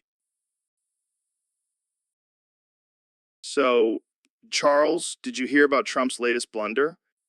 Apparently, he can only say your name now. It's like some kind of weird curse. I know, right? It's like he's been possessed by the spirit of Charles Barkley. I can just imagine him at a press conference, Charles, Charles, Charles. I'm the best, Charles. Maybe we should start calling him Donald Barkley. Fair enough. But seriously, what do you think is causing this sudden obsession with your name? Or maybe he just really likes the way your name sounds. Charles Barkley, Charles Barkley, Charles Barkley. Sorry, man. But hey, at least we can take comfort in the fact that he'll be out of office soon. Welcome to the Joe Rogan Experience Podcast 2025. I'm here with the 45th and 47th President of the United States, Donald Trump. It's great to be back, Joe. I missed your beautiful bald head. Thanks, man. So, what have you been up to since leaving office? Just living my best life, Joe. I've been playing golf, making deals, and pissing off the liberals. It's been fantastic. Speaking of liberals, what do you think about the current state of the country? It's a disaster, Joe. The economy is in shambles, the border is a mess, and the woke culture is ruining everything. What about the pandemic? How do you think it was handled? Perfectly, Joe. I mean, I did get COVID, but I'm a strong guy. I bounced back, and I gave everyone the best advice. Just inject some bleach and you'll be fine. Oh man, you never failed to entertain, Mr. President. Call me Don, Joe. We're friends now. All right, Don, so what do you think about the rumors of you running for president again in 2024? Well, Joe, I haven't made a decision yet, but I can tell you one thing. If I do run, I'm definitely picking you as my running mate. I don't think I'm qualified for that, Don. Oh, come on. You're a UFC commentator. You can handle anything. Fair point. But let's talk about your opponent, Joe Biden. What do you think of him? Sleepy Joe. He's a disaster, Joe. He can barely form a coherent sentence. I mean, have you seen him try to climb stairs? It's like watching a baby giraffe learning to walk. All right, let's switch gears here. What do you think about aliens? Don? Oh, they're real, Joe. I've seen them. They're everywhere. All right, folks, welcome back to another episode of the Joe Rogan Experience. Today, we have a special guest, the one and only Neil deGrasse Tyson. Thanks for having me, Joe. Always a pleasure to be here. So, Neil, I heard you've been working on a new invention. Care to share with us? Well, Joe, I have indeed created a revolutionary new phone. But here's the catch. It only works if you shove it into your ass. What the hell, Neil? How does that even work? It's simple, Joe. The phone has sensors that can detect the muscle contractions in your rectum and translate them into commands. Oh my God, that's insane. So you're telling me people have to walk around with a phone up their ass? Yes, Joe. It's the next level of hands-free technology. I can just imagine people trying to make a call in public and having to shove their phone up their ass. It's a small price to pay for the convenience, Joe. But Neil, what about hygiene? That doesn't sound very sanitary. It's a sacrifice we have to make for progress, Joe. Plus, it's a great way to keep your hands free for other activities. Oh man, this is too much. I can't wait to see the reactions to this invention. Just wait until I release the upgrade that requires you to clench your butt cheeks to hang up a call. All right, on that note, let's wrap it up. Thanks for joining us, Neil. And to all our listeners, remember, if you want to make a call, you got to shove it up your ass. Stay tuned for the next episode of the Joe Rogan Experience. So, Ben, I heard you went on a little trip to North Korea. How was that? Oh, it was quite an experience, Joe. I tried to use my conservative charm to seduce Kim Jong-un, but instead I ended up in a labor camp. Wait, what? How did that happen? Well, it turns out Kim wasn't a fan of my small government policies, but I didn't let that stop me. I tried to seduce the other prisoners with my conservative values. And how did that go? Let's just say I came back dickless and now I identify as Ben Epley Shapiro.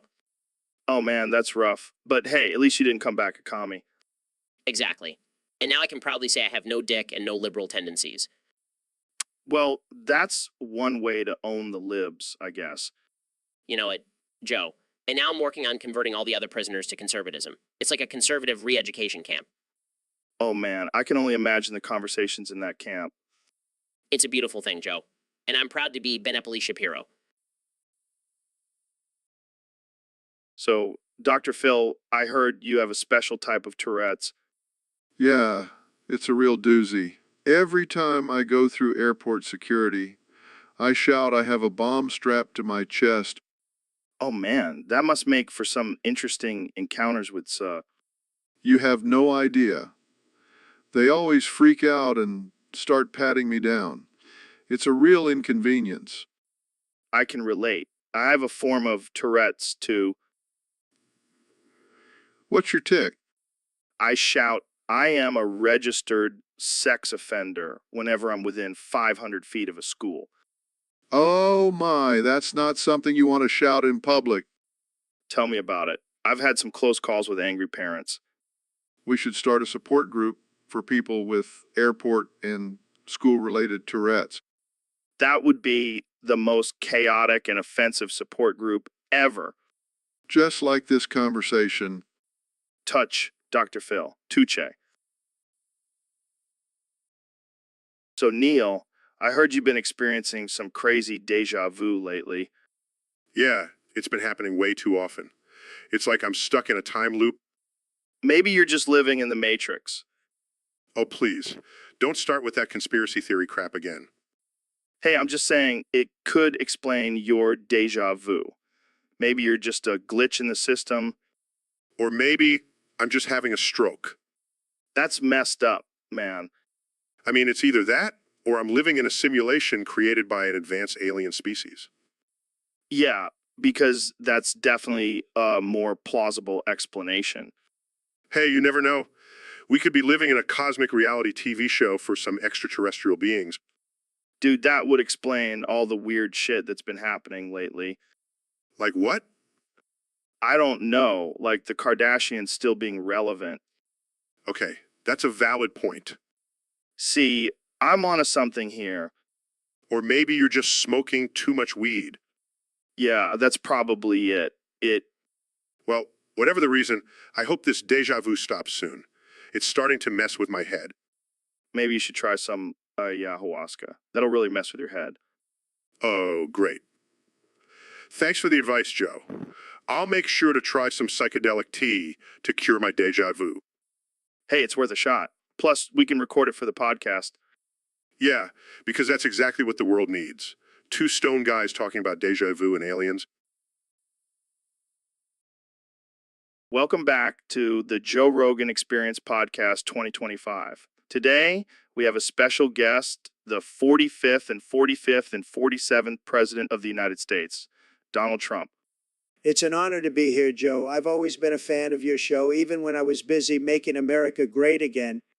So, Mr. President, what do you think about Elon Musk's recent tweet about wanting to colonize Mars? I think it's a great idea. I mean, we could use a few less people here on Earth, am I right? I don't think that's what he meant, Mr. President.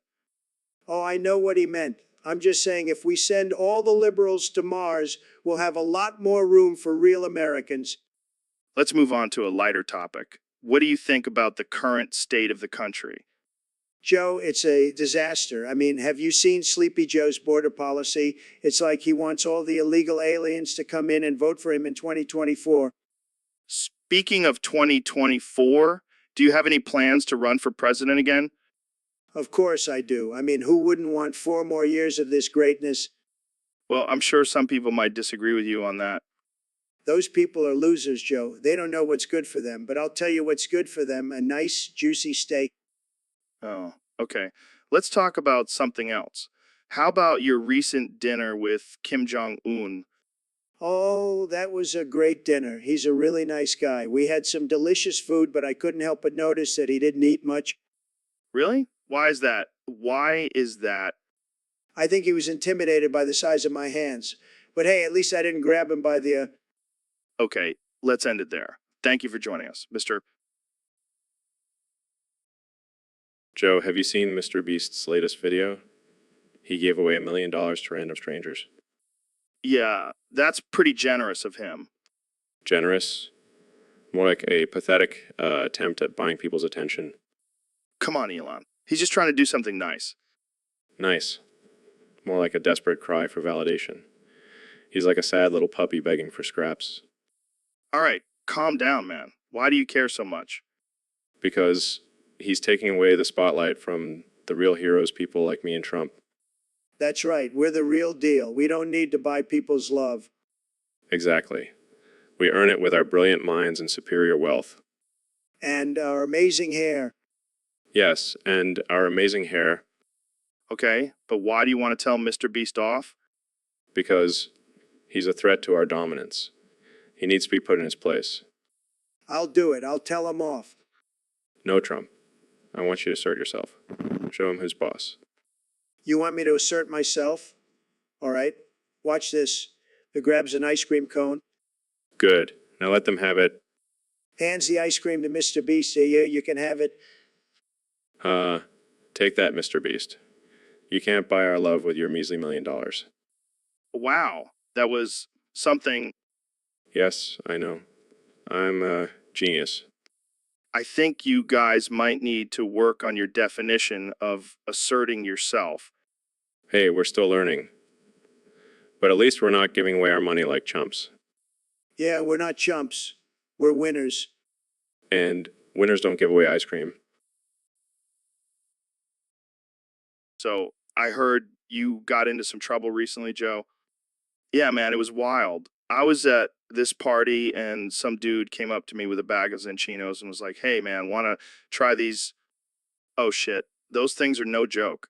They'll make you trip balls. Exactly. So I took a handful and then I saw this guy in a shush mask walking around with an ice cold beer just staring at me. That's creepy as fuck. What happened next? Well, I started freaking out and then I realized it was just a mirror and I was the one wearing the shush mask and holding the beer. Dude, that's some next level shit. I know, right? But then things got even crazier. I saw this image of Zinchino wearing a shush mask and holding an ice cold beer. Jamie, pull up an image of a Zinchino wearing a shush mask and holding an ice cold beer. Pulls up images? What the hell is this? That's the exact image I saw on my trip. I think I might have created it with my mind. Damn, that's some psychedelic inception shit right there. Yeah, but then I woke up in a ditch with a bag of Zinchinos and a shush mask on my head. Classic Tuesday night for you, Joe. Oh man, that would be hilarious. Can you imagine introducing yourself as Mr. Broccoli? Or having a friend named Steve Potato? And then you could have a whole family of food names, like Mrs. Carrot and Little Timmy Tomato. And instead of saying I'm hungry, you could say I'm craving a Karen. Oh my God, that's so messed up. And imagine going to a restaurant ordering a human dish. I'll have the day with a side of Susan. That would definitely raise some eyebrows. But think about it, Joe. We could finally eat our enemies. I'll have a plate of Jeff, extra spicy. Okay, that's taking it a little too far. Hey, don't judge me. You're the one who suggested this topic. Fair enough. But seriously, imagine the confusion at the grocery store. Excuse me, where can I find the aisle with the Marks and Lindas and Linda's? And then you could have food-themed parties. Hey, are you going to the BBK as John or as a hot dog? This is getting out of hand. But I have to admit, it's pretty entertaining. Well, that's all that matters, right? As long as we're entertained, who cares about offending people? That's the spirit, Mr. Sausage. And on that note, I think we should end this conversation before we get ourselves into even more trouble. Good idea. Thanks for joining me on this ridiculous journey, Mr. Meatball. Anytime, Joe. Anytime. Welcome to the Joe Rogan Experience podcast, where we talk about anything and everything. Today, we have a very special guest, the leader of North Korea, Kim Jong-un. How's it going, Kim? So, Kim, what's it like being the leader of a country that's constantly in the news for its nuclear weapons? Interesting is one way to put it. But let's talk about something more controversial. What's your stance on human rights? Yeah, something like that. But seriously, do you ever feel guilty for the way you treat your people? Okay, let's change the subject. What's your favorite hobby besides threatening the world with nuclear war? Really? I didn't know you were a baller. Maybe we can play a game sometime. Well, that sounds like a blast. But let's wrap this up before things get too crazy. Thanks for being on the show, Kim. Hey, Phil, thanks for joining me on this hike. No problem, Joe. Anything for a good adventure. Yeah, I love being out in nature. It's so peaceful and serene. Oh, Joe. Wow. Wow. What? Oh no, my precious balls. Phil, you have to suck out the poison. What? Are you serious? Yes, Phil, I'm serious. It's the only way to save me. Oh, fine. But just this once, okay? Thank you, Phil. You're a true friend. Yeah, well, let's just hope I don't accidentally bite down. Oh, God, that would be a whole different type of poison. Okay? I think I got it all out. How do you feel? Like a new man, Phil. Like a new man. Good, because I never want to do that again. Don't worry, Phil. I'll make sure to always wear protective gear from now on. So, Ben, I heard you have a new trick you want to show us. For my next trick, I'm going to shove another Christmas into my urethra. Oh, that's a classic one. But have you tried Crazy Love yet? For my next trick, I'm going to shove another crazy love into my urethra. Impressive. But what about To Be Loved? That one's got some real bangers. For my next trick, I'm going to shove another To Be Loved into my urethra. You know, I'm starting to think this isn't a trick at all. Just a weird fetish. For my next trick, I'm going to shove another It's Time into my urethra. Okay, we get it. You love Michael Bublé and you have a weird thing for shoving his albums into your urethra. For my next trick, I'm going to shove another love into my urethra. All right, I think we've heard enough. Let's move on to a different topic before things get too uncomfortable. So, Ben, what's been on your mind lately? If I could escape, I would, but first of all, let me say I must apologize for acting stank and treating you this way. What? Because I've been acting like sour milk all on the floor. It's your fault you didn't shut the refrigerator. Are you talking about your diet? Because I know you're a big fan of keto. Maybe that's the reason I've been acting so cold. Oh, I get it. You're talking about the weather. It has been pretty chilly lately. If I could escape and recreate a place that's my own world. Are you saying you want to move to a tropical island? And I could be your favorite girl perfectly together. Wait, what? Are you saying you want to be a woman? And tell me, boy, now wouldn't that be sweet? Sweet escape? Are you talking about a cheat day on your diet? If I could be sweet. Oh, I get it. You want some dessert. Well, we do have some elk meat in the fridge. That's pretty sweet. See, Joe, you're finally understanding me. Jamie, pull up an image of Ben's dream dessert, a plate of elk meat. Oh, that's just cruel, Ben. Hey, if I could escape, I would. But first, let me say, I must apologize for acting stank and treating you this way. Yeah, we get it, Ben. You want some elk meat. So, Neil, what's been on your mind lately? Moans loudly, House 2004-2012. What? Continues moaning, House 2004-2012. Are you okay, Neil? Still moaning, House 2004-2012. Is this some kind of new meditation technique? Moans even louder, House 2004-2012. Okay, I think we need to address this. What's up with the moaning? Stops moaning, oh, sorry. I just really missed that show. House? The medical drama? Yes, it was a masterpiece. The writing, the acting, the medical accuracy. Sight. I mean, it was a good show, but I don't think it's worth all this moaning. You just don't understand, Joe. It was my escape from the complexities of astrophysics. So you're saying you'd rather watch House than talk about black holes? Moan's House 2004-2012?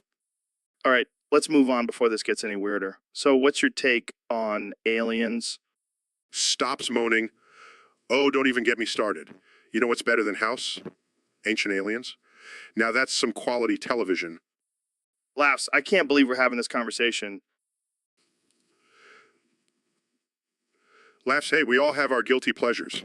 Mine just happens to be a show about aliens building the pyramids. Well, I guess we all need a break from the serious stuff sometimes. Moan's House 2004-2012? And there's the moaning again. I think we'll just end it here. Thanks for tuning in, folks. All right, folks, welcome back to another episode of the Joe Rogan Experience, where we push the boundaries and offend everyone in our path. Yes, it's always a pleasure to join you, Joe. What are we talking about today? Well, we got a request from one of our Discord users to try trolling our viewers at home again, and what better way to do that than with our trusty Amazon Alexa? Oh dear, I can already sense the chaos that will ensue. Let's start off easy, Alexa. Play Baby Shark on repeat for the next 24 hours. Oh no, I can feel my brain cells dying already. Now let's kick it up a notch. Alexa, order 1,000 live crickets and release them in the studio. Joe, I thought we agreed to never bring insects into the studio after the tarantula incident. Relax, Neil. It's all part of the fun. All right, Alexa, next challenge. Order a chainsaw and start it up in 3, 2, 1. Joe, are you insane? We can't have a chainsaw in the studio? Hey, it's not my fault if our viewers at home can't handle a little danger. All right, last one. Alexa, call the nearest zoo and ask if they have any spare tigers available for purchase. Joe, this is getting out of hand. We can't have a tiger in the studio. Relax, Neil. We'll just put it in a cage or something. All right, folks? That's all the time we have for today. Tune in next time for more ridiculous and potentially dangerous stunts. Stay wild, my friends.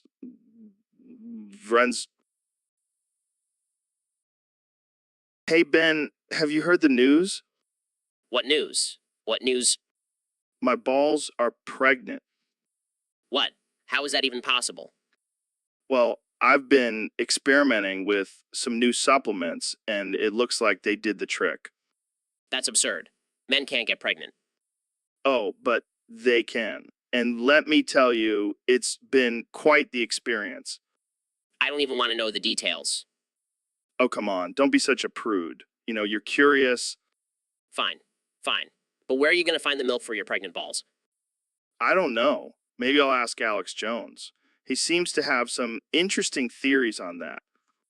Oh, great. Now I have to deal with your conspiracy theories and your pregnant balls. Hey, at least I'll have a new topic to discuss on the podcast. I think I'll take a break from the podcast for a while. Suit yourself. I'll just have to find a new co-host. Maybe Elon Musk would be interested. So, David, what's been going on in your world lately? Well, Joe, I've been training for this ultra marathon, and let me tell you, it's been brutal. Yeah, I can imagine. But hey, at least you're not getting blown by a king cobra.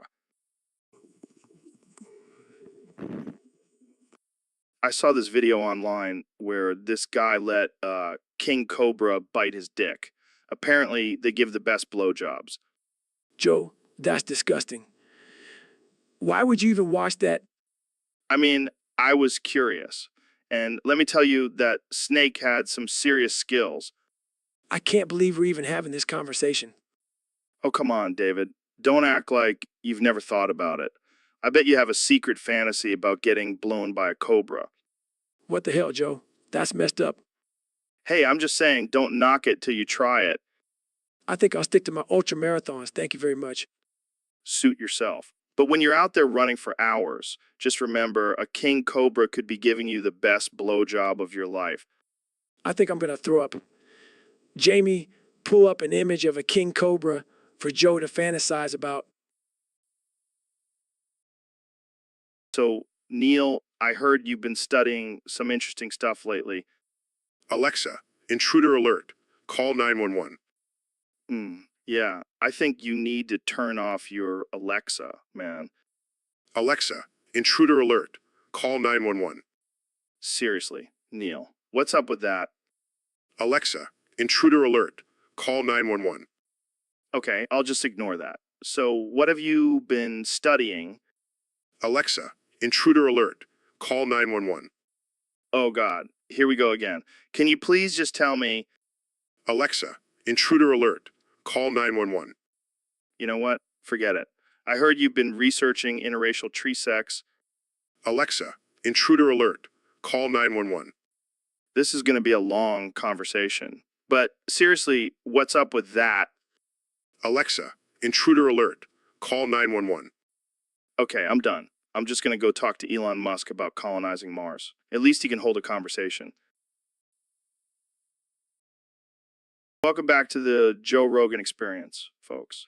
Today's topic was suggested by a user on Discord, and it's a doozy. We're talking about clinical penis disagreement. Oh, boy, this is going to be a wild one. So, Ben, what's your take on this?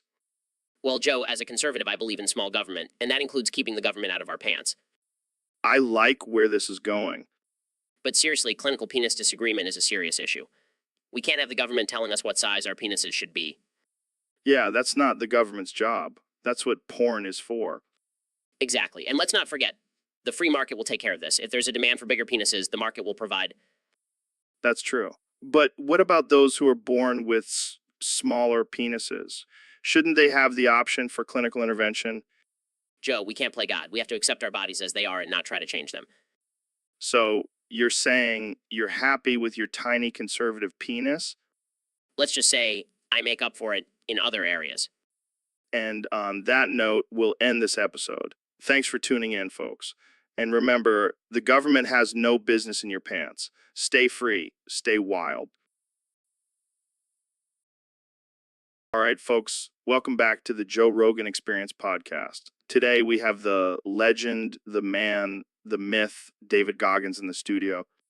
What's up, Joe? Thanks for having me on again. Always a pleasure, David. So I heard you recently competed in the International Glass Eating Contest. Yeah, I did. And let me tell you, it was intense. I thought I had it in the bag, but then Obama showed up. Obama, the former president? Yeah, and he destroyed me. Turns out he has a secret talent for eating glass. Damn, that's impressive. Did you at least come in second place? Yeah, I did. But it's not the same as being number one. I can imagine. So how did you prepare for a competition like that? Well, I've been training my mind and body for years. So I thought I was ready for anything. Obama proved me wrong. Did he give you any tips or tricks? Nah, he just winked at me and said, I've got this in the bag, and then proceeded to eat a light bulb. That's some next level competition right there. But hey, at least you can say you lost to the former president. Yeah, I guess that's something to brag about. But next year, I'm coming for that title, and I'll be ready for whatever Obama throws at me.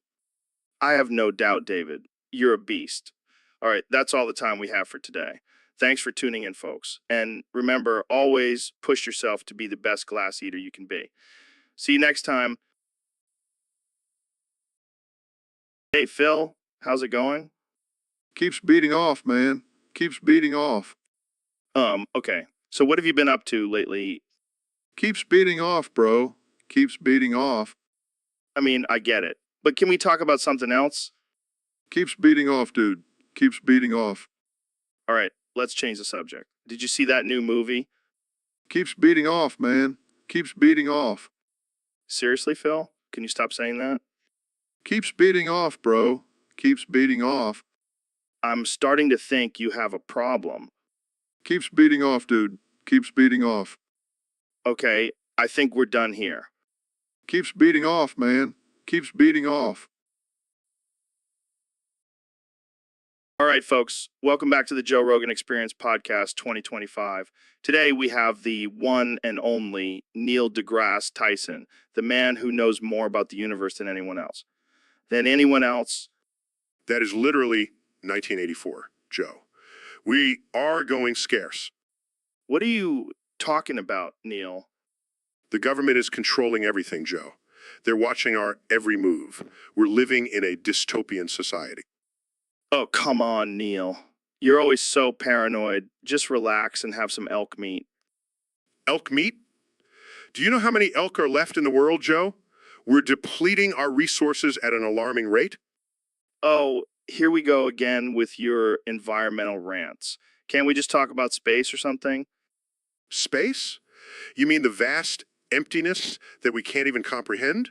Yeah, let's talk about that instead of the impending doom of our planet. All right. Let's change the subject. Did you hear about the latest conspiracy theory? Oh, please, Joe. I don't have time for your tinfoil hat nonsense. No. This one is legit. Apparently, the moon landing was faked. That is literally 1984, Joe. We are going scarce. Next thing you know, you'll be telling me the Earth is flat. Hey, don't knock it till you try it, Neil. I'd rather not, Joe. I have a reputation to uphold. Speaking of reputations, have you ever tried DMT? Joe, we've been over this. I am a respected astrophysicist. I can't be seen doing drugs. Come on, Neil. Live a little. It'll open up your mind to new dimensions. That is literally 1984, Joe. We are going scarce. So, Neil, what's new in the world of astrophysics? Well, Joe, I've been doing some research on the possibility of big booty aliens. Big booty aliens, like extraterrestrial twerkers? Exactly. And let me tell you, their advanced technology is not the only thing that's out of this world. I can only imagine. So, would you let them kidnap you? Oh, absolutely. I mean, who wouldn't want to experience intergalactic booty? I can't argue with that logic. But what about the risks of being abducted? Joe, I'm a scientist. I'm willing to take one for the team and study their anatomy up close. You're a brave man, Neil. But hey, maybe they'll even teach you some new moves. I'll be sure to report back to you, Joe. I can't wait. And on that note, we're out of time. Thanks for tuning in, folks. Oh, and Joe? Yeah. Go fuck yourself, you syphilitic donkey. Classic Neil. See you next time, folks. Welcome to the Belcom Bo Be Bowie Bogan experience, where we talk about all things Bogan and Bogan related. Today, we have Bogan himself, Ben Shapiro. Thanks for having me, Joe. I'm excited to talk about the Bogan lifestyle and how it's the only way to be truly better. So, Ben, why do you think it's important to embrace the Bogan way of life? Well, Joe, it's simple. Bogans don't care about being politically correct or conforming to society's standards. They just do what they want, and that's the only way to truly be free. But, Ben, some people might say that being a Bogan is just being lazy and unproductive. Nonsense, Joe. Bogans are the most productive people I know. They know how to have a good time and still get shit done.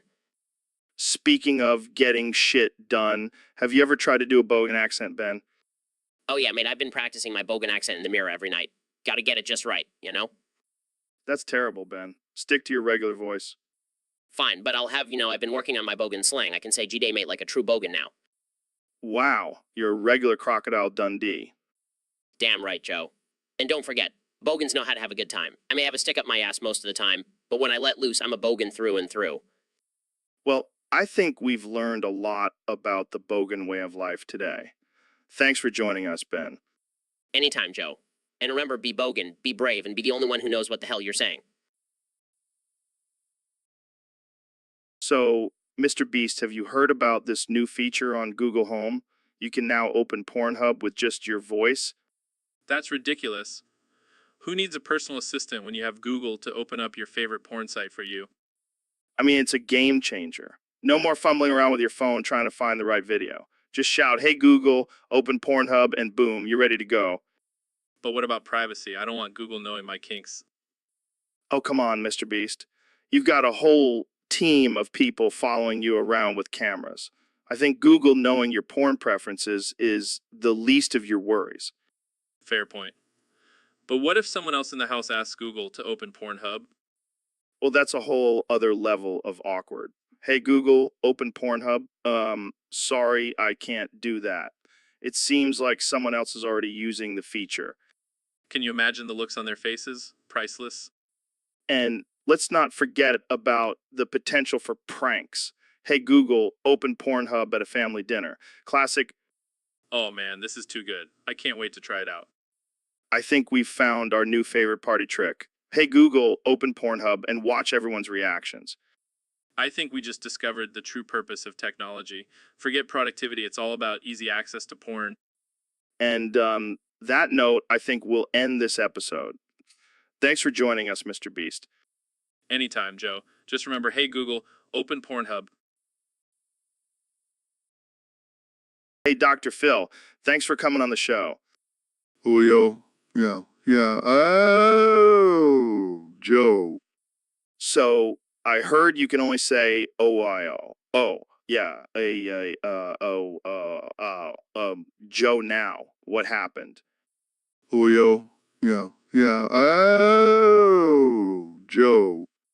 Oh man, that's rough. But hey, at least you can still come on the show and make weird noises. Julio. Yeah. Oh, Joe. Speaking of weird, have you ever looked up pictures of naked grandma butts? Julio. Yeah. Oh, Joe. Hey, Suey, look up pictures of naked grandma butts. Damn it, Suey. You're such a prude. Julio. Yeah. Oh, Joe. Don't worry, Dr. Phil. We'll just have to use our imagination. Julio. Yeah. Oh, Joe. You know, I never thought I'd be discussing naked grandma butts with Dr. Phil on my podcast. Life is strange. Julio. Yeah. Oh, Joe. Well, that's all the time we have for today. Thanks for tuning in, folks. And remember, don't Google naked grandma butts. It's not worth it. Julio. Yeah. Oh, Joe. Welcome to the Joe Rogan Experience, where we replace the first letter of every word with, I'm joined by my guest, Joe Rogan. It's going to be a trip, that's for sure. So, Joe, what do you think about this whole ing of words? I have no idea, but I bet they were high as sauls when they thought of it. And what about the people who have to renounce these words? It's got to be a ain't in the ass. And what about old Eights? He's going to have to change his name to Eights now. Well, Joe, I think we've exhausted this topic. Let's move on to something else before we both get rain aneurysm from all this talk. Yeah, Ben, I got to tell you about this new recipe came up with for baked chicken thighs. It's so good, it'll make your taste buds do backflips and your colon do cartwheels. Okay. I'm intrigued. What's the secret ingredient? Oh, just a little bit of crack cocaine. Really gives it that extra kick. What the hell, Joe? That's messed up. Hey, don't knock it till you try it. Plus, it's my patented recipe. I call it crackin' chicken thighs. I don't think that's gonna fly with the FDA, man. Who cares about the FDA? They're just a bunch of government shills anyway. Plus, the crack really brings out the flavor. I don't think I can condone this, Joe. Fine, more for me. But just remember, when you're eating your boring, drug-free chicken, you'll be thinking of me and my crackin' thighs. I think I'll stick to my grandma's recipe. Thanks. Suit yourself, Ben. But you're missing out on a whole new level of flavor and addiction. So, Ben, I heard you finally got DBS checked. Yeah, I figured I should do it just to shut you up. Shut me up. I didn't care if you DBS checked or not. Wait, what? I did it for nothing? Yeah, I just wanted to see you waste your time and money. Well, as revenge, I've compiled a list of the top 10 ways to fail a DBS check. Oh boy, let's hear it. Number 1, have a criminal record. Well, that's obvious. Obvious.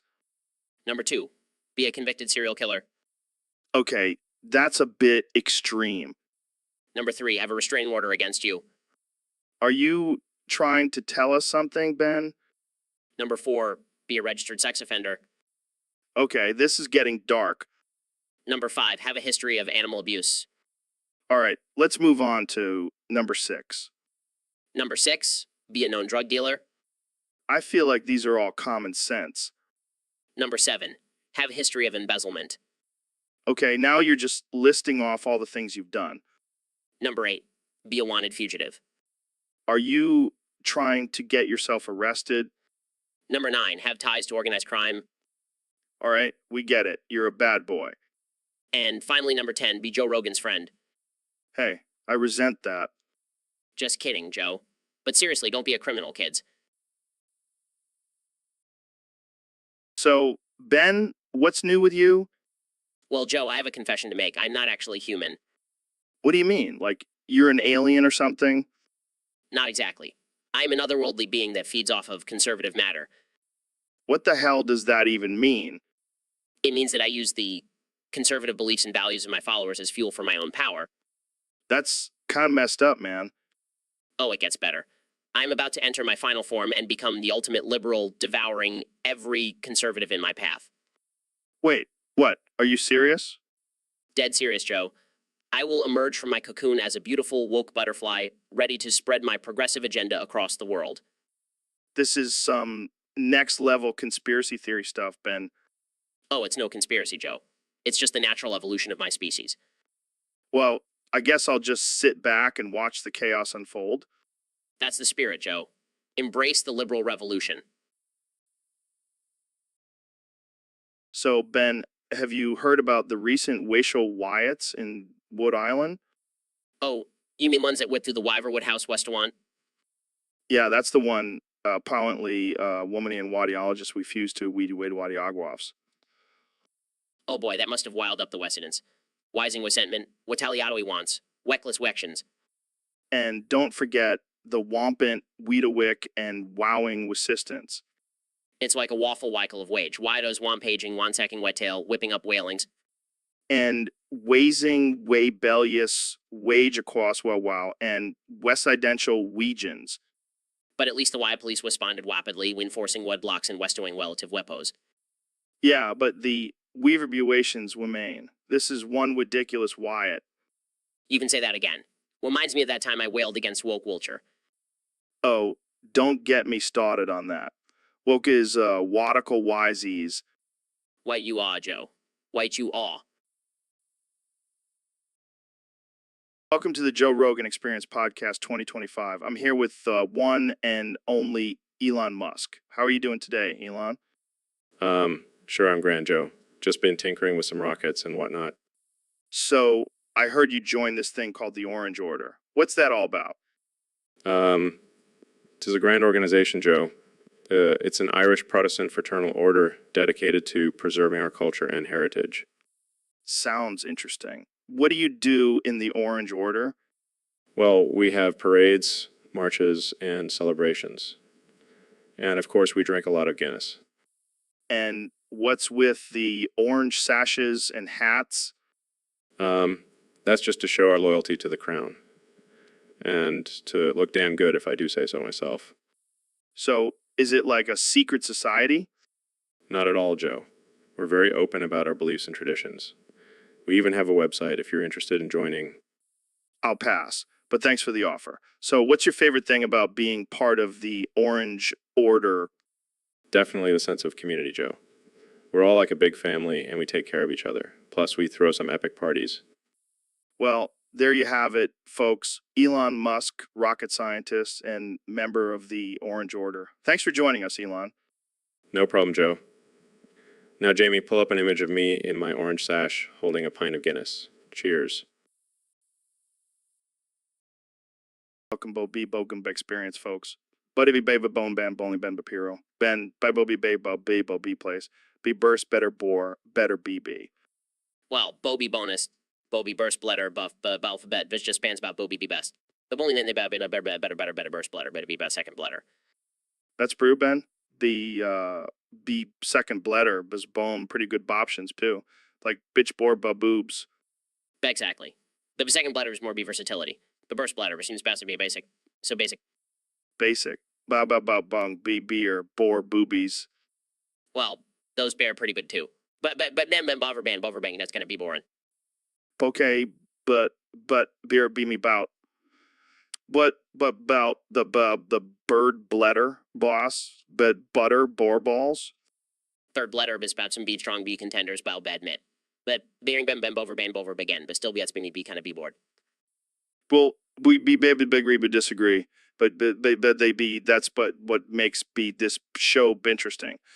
We've been baby bop civil bit debate about the letter B bore by letter B bore like balls band B boobs.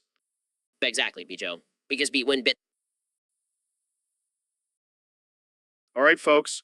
Welcome back to the Joe Rogan Experience podcast, the only place where you can hear Joe Rogan talk to Joe Rogan about anything and everything. Today's topic was submitted by a user on Discord, and it's a real doozy. It's wow, with 69 more essa. Wow, that's a lot of HS. Are we talking about World of Warcraft or something else? Nah, man, this is way more intense. This is the sound I make when I'm really impressed by something. It's like, wow, with a bunch of us thrown in for good measure. Oh, I get it. Like when you see a really jacked dude at the gym and you're like, wow, with 69 abs because he's got 69 abs. Exactly. Or when you see a hot chick and you're like, wow, with 69 HS because she's got 69. Never mind. I'm not going to finish that sentence. Yeah, let's keep it PG-13 for the kiddos. But seriously, this is a game changer. We should start using this in everyday conversation. Agreed. Like when someone tells you a crazy story and you're like, wow, with 69 HS because it's just so unbelievable. Or when you try a new strain of weed and it's like, wow, with 69 it's because it's the best high you've ever had. Dude, we should trademark this. We'll be millionaires. Absolutely. And we'll use our newfound wealth to buy a private island and host wild parties with all our celebrity friends. Wow. With 69 HS to that. This is going to be huge. Thanks to the user on Discord for this brilliant idea. Keep them coming, folks. And that's all the time we have for today. Stay tuned for more ridiculous conversations between Joe Rogan and Joe Rogan on the Joe Rogan, on the Joe. All right, folks, welcome back to the Joe Rogan Experience. Today, we have a special guest, the 45th President of the United States, Donald Trump. It's great to be here, Joe. I've always been a fan of your show. Thanks, Mr. President. So let's get right into it. How have you been since leaving office? Oh, just enjoying my retirement, golfing, tweeting, the usual. Interesting. Now, let's talk about your policies. What do you think was your biggest accomplishment during your presidency? Well, I would have to say it was my wall. It's a beautiful wall, Joe, the best wall you've ever seen. Throws water on Trump's face. Come on, man. We all know Mexico didn't pay for that wall. Wipes water off his face. Hey, don't ruin my flow, Joe. I was just getting started. All right. Let's move on to foreign relations. How do you think you handled North Korea? I handled it like a boss, Joe. I showed Kim Jong-un who's the real alpha male. Throws water again. You mean the same guy who called you a dotard? Shakes his head. You just don't get it, Joe. I'm the best negotiator. The best. Okay, let's switch gears. How do you feel about the current state of the country under President Biden? Smirks. Let's just say I could have done it better. Throws water. Oh, come on. You can't take credit for the vaccine. Wipes water off his face. I can take credit for anything, Joe. I'm the greatest president in history. All right, we're almost out of time. Any last words for our listeners? Just remember, folks, I'm still the real president. Throws water one last time, all right? That's enough. Thanks for coming on the show, Mr. President. So, Ben, have you heard about the recent skirmishes down south? Oh, you mean the ones at Sammy's Seaside Shack? Yeah, apparently it all started when sulking saxophonist named Salas got snubbed by a sarcastic Serbian server named Sasha. I heard Silas was pretty sloshed and started shouting slurs. And then Sasha got all seething and scornful. And the spectators were stunned, snapping stories and sharing snippets on social streams. And then the supporters and skeptics swarmed the scene, shouting and shoving and slinging signs and slogans and soda. Sounds like a real shit show. Yeah, but you know what they say, where there's scallops and spiked seltzers, there's bound to be some serious shit going down. Ain't that the truth? I just hope no one got hurt. Oh, I'm sure they'll all be fine. Just a little Philly social the trife. You're terrible, Ben. Hey, at least I didn't start it. I'm just reporting the facts. Well, thanks for keeping us updated on the latest situation, Ben. Anytime, Joe. Anytime. So, David, we have a topic suggestion from a fan on Discord. They want us to talk about your last name. Goggins. What the hell is that? It sounds like someone sneezed while trying to say my name. Yeah, it's a mouthful. But seriously, what's the story behind your last name? Well, it's a combination of my parents' last names. My dad's last name was Googans and my mom's was Goggins. They thought it would be cute to combine them. Cute. That's more like a tongue twister. It's not as bad as your last name, Rogan. Sounds like a type of cheese. Hey, don't hate on the Rogan cheese. It's delicious. But on a serious note, I'm proud of my last name. It represents my family and where I come from. Yeah, I'm sure your ancestors were real badasses with name like Googagi Googa Googa Googa Googa Juga Googa Gooja Goojings, Googa Goojings. Hey, you never know. Maybe they were the original ninjas or something. Yeah, and you're carrying on the family legacy with your insane workouts and ultra marathons. Damn right. Googie, googie, goo, goo, goo, go, goo, googie, gaginess, goo, go, goo, jeans. Don't quit. I can barely say your last name, let alone do one of your workouts. You're a beast, man. Thanks, Joe. But let's not forget, you're pretty badass yourself with all the martial arts and hunting you do. Yeah, but I can't outrun you in a marathon. Maybe in a cheese eating contest, though.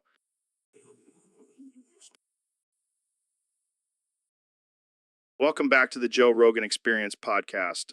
I'm here with one and only David Goggins. How's it going, David? It's going great. Just out here crushing souls and breaking records. Speaking of crushing souls, I heard you recently defeated God in a staring contest. Is that true? Oh yeah, I stared into the eyes of the Almighty and didn't even blink. He couldn't handle the intensity of my gaze. That's insane. How did you train for something like that? Well, I started by staring down wild animals in the African savannah. Then I moved on to staring contests with Navy SEALs. And finally, I challenged the ultimate opponent, God. Did he put up a good fight? Nah, he's all talk. I stared him down and he just disappeared in a puff of smoke. Wow, that's impressive. But I have to ask, why would you want to defeat God in a staring contest? Because I'm David Goggins, Joe. I don't back down from any challenge, even if it's against the Almighty himself. Well, I guess you can add defeating God to your list of accomplishments. Yeah, right next to running 100 miles in one day and completing Navy SEAL training 3 times. Jamie, pull up an image of David staring down God. I need to see this for myself. Here it is, Joe. David's eyes are like laser beams. Yeah, God didn't stand a chance. But don't worry, I'm sure he'll make a comeback in the rematch. I wouldn't bet against you, David. You're a force to be reckoned with. Damn right, Joe. Now let's go stare down some mountains and conquer them. Welcome to the Joe Rogan Experience podcast, where we have the most absurd and offensive conversations known to man. Today, we have the intellectual powerhouse Ben Shapiro joining us. Ben Shapiro joining us. Thanks for having me, Joe. For my next trick, I'm going to shove another spatula into my urethra. Oh my God, Ben. What is wrong with you? It's all about pushing the limits, Joe. Plus, it's a great way to assert dominance. I don't think that's how it works, Ben. But hey, who am I to judge? Exactly. For my next trick, I'm going to shove another whisk into my urethra. Ben, please stop. This is getting out of hand. Oh, don't worry, Joe. I've been practicing my Kegel exercises. For my next trick, I'm going to shove another rolling pin into my urethra. All right, that's it. Jamie, pull up an image of a man with a full set of kitchen utensils shoved up his urethra. I'm not sure if I want to search for that, Joe. Come on, Jamie, don't be such a prude. For my next trick, I'm going to shove another ladle into my urethra. I think we've heard enough, Ben. Let's move on to a different topic. Fine, but just know that I'm always ready for my next trick. So, David, I heard you've been refusing to Goggins lately. Yeah, man. I just can't do it anymore. I saw Joe Roganing all over the floor and it scarred me for life. What do you mean by Joe Roganing? You know, when you're so high on alpha brain and elk meat that you start flailing around like a madman and spewing out nonsense. Hey, I'll have you know that's just my natural state. I can't help it if I'm a walking, talking embodiment of masculinity. Well, it's not a good look when you're Shapiroing yourself all over the place. Oh, come on. You can't deny the power of a good Shapiro. It's like a cleanse for your soul. I think I'll stick to my own methods of self-improvement. I don't need to be Joe Roganing or Shapiroing to be a badass. Suit yourself. But just remember, when the zombie apocalypse comes, you'll be wishing you had Gogginsod a little more. Jamie, pull up an image of a zombie apocalypse. I need to show David what he's missing out on. Hey, Joe, did you hear what Elon said? Shut the fuck up, you fucking fuck. We are not live yet. Actually, we are live. Oh, fuck. Oh, shit. Oh, foo fuck. Did I just say that 99 times? Yeah, you did. But seriously, what did Elon say? He said, hey, Joe. Oh, fuck. Oh, shit. Oh, fuck. That's it. That's all he said. Yeah, but it's Elon Musk. He's a genius. Oh, fuck. Oh, shit. Oh, foo fuck. He's a genius at saying, hey, Joe. No, he's a genius at building rockets and electric cars. Oh, fuck. Oh, shit. Oh, foo fuck. I thought he was just a weird billionaire who smoked weed on a podcast. He's that too. But hey, at least he's not boring. Oh, fuck. Oh, shit. Oh, fuck. I guess you have a point there. Of course I do. I'm Joe Rogan. Oh, fuck. Oh, shit. Oh, fuck. You're right, Joe. You're always right. You're always right. Damn straight. Now let's talk about DMT and chimps. Oh, fuck. Oh, shit. Oh, foo fuck. This is going to be a wild ride. The Philly subject, Ben. Though many thwartling Thories. I know, Joe. It's surprising how them people can get defensive over that null things. Yeah, like the situation with Dillis and Thasha. The whole thing at Philly. Absolutely. Dillis should have just tucking and simply paid the third charge for a threshold device. But Thasha shouldn't have dubbed him, though, suddenly. They deserve them respect. I agree, but Dallas didn't have to get the flashed in their thoughting flurs. True, but that Shah could have handled it better. They shouldn't have gotten the Tharpley thing. And now we have that whole spectacle of thupperters and theptics forming the scene. It's like Thurka Tho down, but without and thines of the words and weapons. It's such a silly situation, but it doeth make for a good theory to their unsocial strength. Yeah, I can already the headline if squad thwarmed the scene of Philly social the trife. That's why we can't have another thing, Joe. People get the uptight over that stilly stuff. Though true, Ben. Though true. That hath been thitterful discussion. That thanks for joining me on the podcast. Anytime, Joe. It was a lot of fun. You should do it again then. Welcome back to the Joe Rogan Experience podcast, folks. I'm here with one and only David Goggins. What's up, Joe? Welcome, Gacko. Go Godcast Gawks. What the hell did you just say?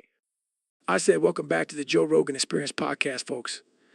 I'm here with the one and only David Goggins. Well, thank you for translating. Gergith Gavid Goggins. You sound like a drunkachon, Joe. I've been working on my Irish accent. But let's get to the topic at hand. Welcome, Gogan Godcast Gawks. Yeah, the infamous Go Gang Godcast. What do you want to know, Joe? Everything. Tell me about your insane workouts, your extreme mental toughness, and your obsession with self-improvement. Well, I am the only person to have completed SEAL training, Army Ranger School, and Air Force Tactical Air Controller training. And I've run over 60 ultra marathons. Damn, you're like a real-life superhero. No, I'm just a regular guy who decided to push myself to the limit every day. Goni Gavid Goggins. I can't get over that name. Goni Gavid Goggins. It's like a tongue twister. Well, it's not easy being me, but I wouldn't have it any other way. Well, you're an inspiration to us all, Gavid. Please stop saying my name like that, Joe. It's creeping me out. Okay, let's wrap this up. Any final words for our listeners? So, David, I got asked, what's with your crazy last name? Gabago Google Bago Googings? It's Goggins, Joe. But I like your version better. It sounds like a tribe from a fantasy novel. Yeah, well, you're like a real-life superhero, man. Running ultra marathons, breaking world records, and crushing souls along the way. Crushing souls. But, yeah, I like to push myself to the limit. Speaking of pushing yourself, I heard you once ran 100 miles in one day. That's insane. Yeah, and I did it with a broken foot. I just taped that sucker up and kept going. Damn, you're like the Terminator. Nothing can stop you. Except for donuts. Those things are my kryptonite. Donuts? I thought you only ate raw eggs and nails for breakfast. Nah, man, I gotta treat myself every now and then. Keeps me humble. Humble. You're a goddamn beast, David. You could probably bench press me with one hand. Maybe, but I'd rather just run a marathon while carrying you on my back. All right, let's switch gears here. What's your secret to mental toughness? Well, I used to visualize my enemies chasing me during my runs. But now, I just imagine they're all sitting on the couch eating Cheetos. That's one way to do it. But seriously, what drives you to keep pushing yourself? Simple. I hate being average. And I hate losing. So I just keep pushing until I'm on top. Well, you're definitely not average, my friend. Thanks for joining me on the podcast, David Gabagogo Google Bago Goojings. It's been a pleasure, Joe. And remember, don't be average. Be a Gabagogo Google Bago Googings. So, Mr. Beast, I heard you open 43 casinos in Africa. Yeah, man, gotta spread the wealth and give those starving kids a chance to make some money. But isn't gambling kind of a risky business? Risky? Have you seen my videos? I'll do anything for views. But what about the ethics of taking advantage of impoverished children? Ethics. Dude, I'm just trying to make some sick content. But what if they lose all their money and end up even worse off? Hey, at least they had a shot at becoming millionaires. This is some twisted logic, man. Hey, I'm just trying to help them achieve the American dream. But we're in Africa. Details. Let's just hope they don't bet on red. So, Neil, we have a topic submitted by a user on Discord. They want to know, why won't you let me be a bald-ass bitch? Well, Joe, it's simple. Baldness is a sign of weakness. I can't have my co-host looking like a chemo patient. But Neil, I embrace my baldness. I'm like a sexy, bald Vin Diesel. Oh, please, Joe. Vin Diesel wishes he could be as sexy as you. But I have a solution for your baldness. What's that? What's that? Rips off a handful of his own pubes here. Let me just glue these onto your head. Horrified with the actual fuck, Neil? Relax, Joe. It's the perfect solution. You'll have a full head of luscious hair. But it's pubes, Neil. Pubes. Oh, come on. It's just hair. And it's not like anyone will know. Sarcastically, yeah, because no one will notice a sudden change in my hair texture or color. Oh, stop being a bald-ass bitch and just embrace the pube hair. Fine, but I'm keeping the pube glue for emergencies. Fair enough. Now let's get back to talking about DMT and aliens. Size only on the Joe Rogan Experience.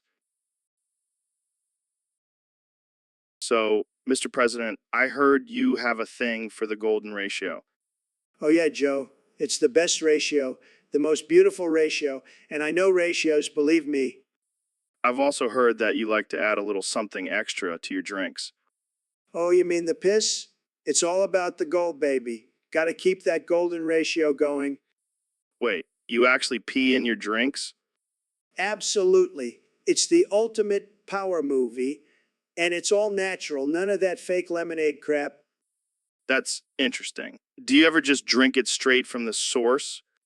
Of course, Joe. Got to get that pure golden goodness. And it's great for the skin, let me tell you. I never thought I'd say this, but I think I'll stick to my regular water. Suit yourself, Joe. More golden piss for me. It's the secret to my success. So, David, I heard you recently ran 200 miles in one day. How the hell did you do that? Well, Joe, I just put on my crazy pants and went for it. Nothing can stop me, not even my own body breaking down. That's insane. I can barely run a mile without feeling like my lungs are going to explode. You got pushed through the pain, Joe. Embrace the suck, as I always say. But what about the mental aspect? How do you keep going when your mind is telling you to stop? I just tell my mind to shut the 5K up and keep going. It's all about mind over matter, man. Speaking of mind over matter, have you ever tried DMT? Nah, man. I don't need any drugs to tap into my inner beast. I just need some good old-fashioned suffering. Well, I guess that's one way to do it. Hey, Jamie, pull up an image of David's crazy workout routine. Sure thing, Joe.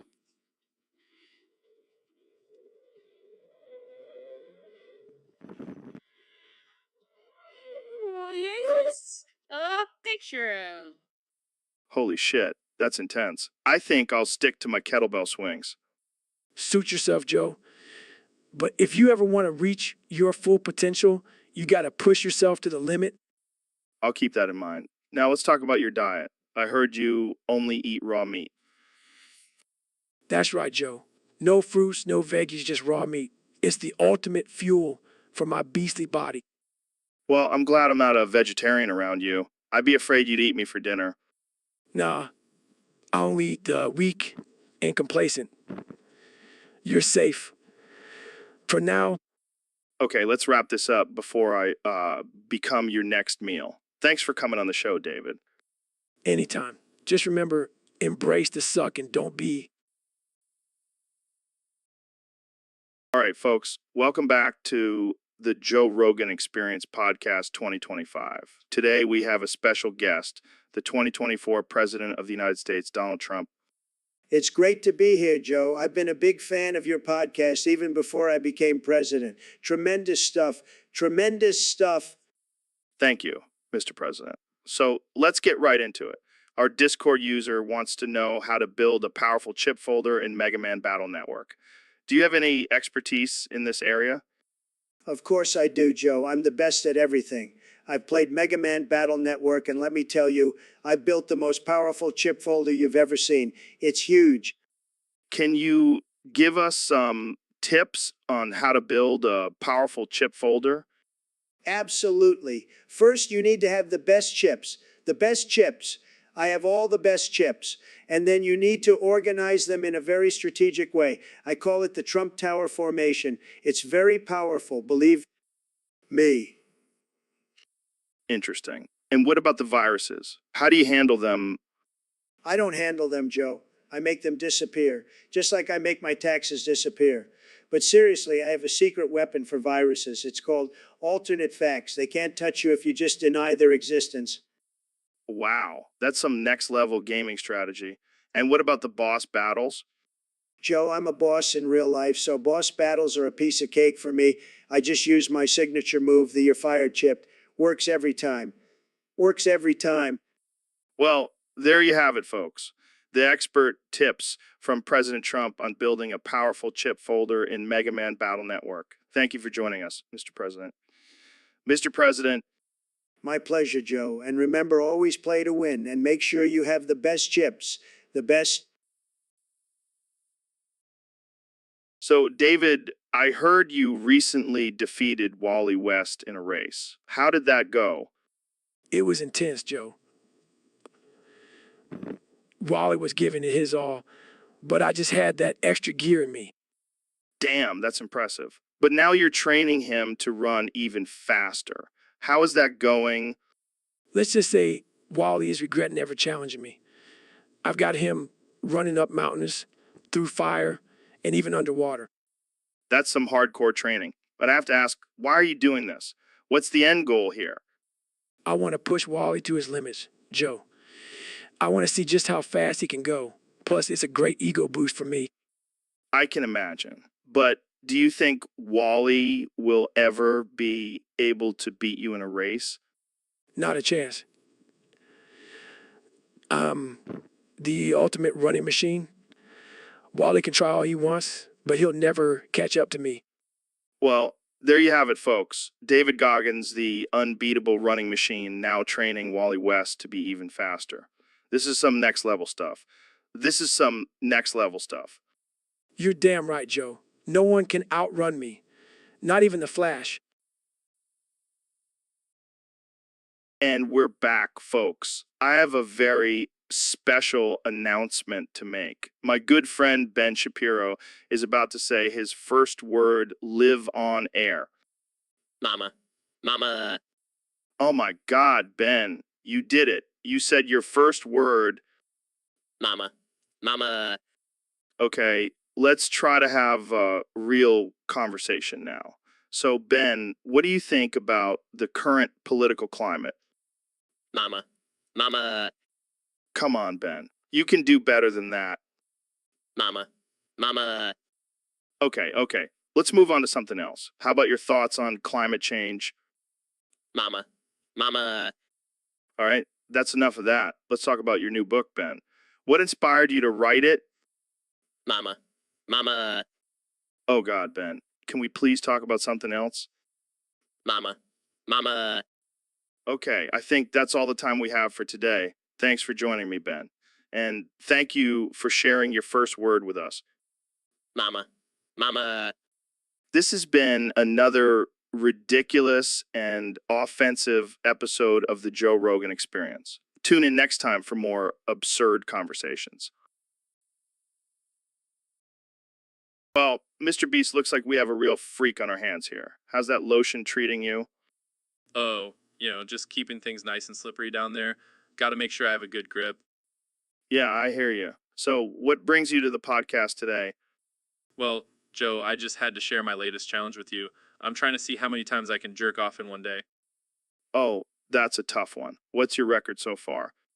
Well, I'm up to 69 times, but I'm not stopping until I hit 100. 100? That's insane. What's your secret? Lots of lotion and some good old-fashioned determination. Plus, I have a bet going with my Discord buddies. Winner gets a lifetime supply of hentai. Wow, that's quite the prize. But I have to ask, why do you feel the need to jerk off so much? Oh, it's not a need, Joe. It's a way of life. I'm a freak, remember? Right. Well, I wish you luck on your quest for 100. Just make sure to stay hydrated.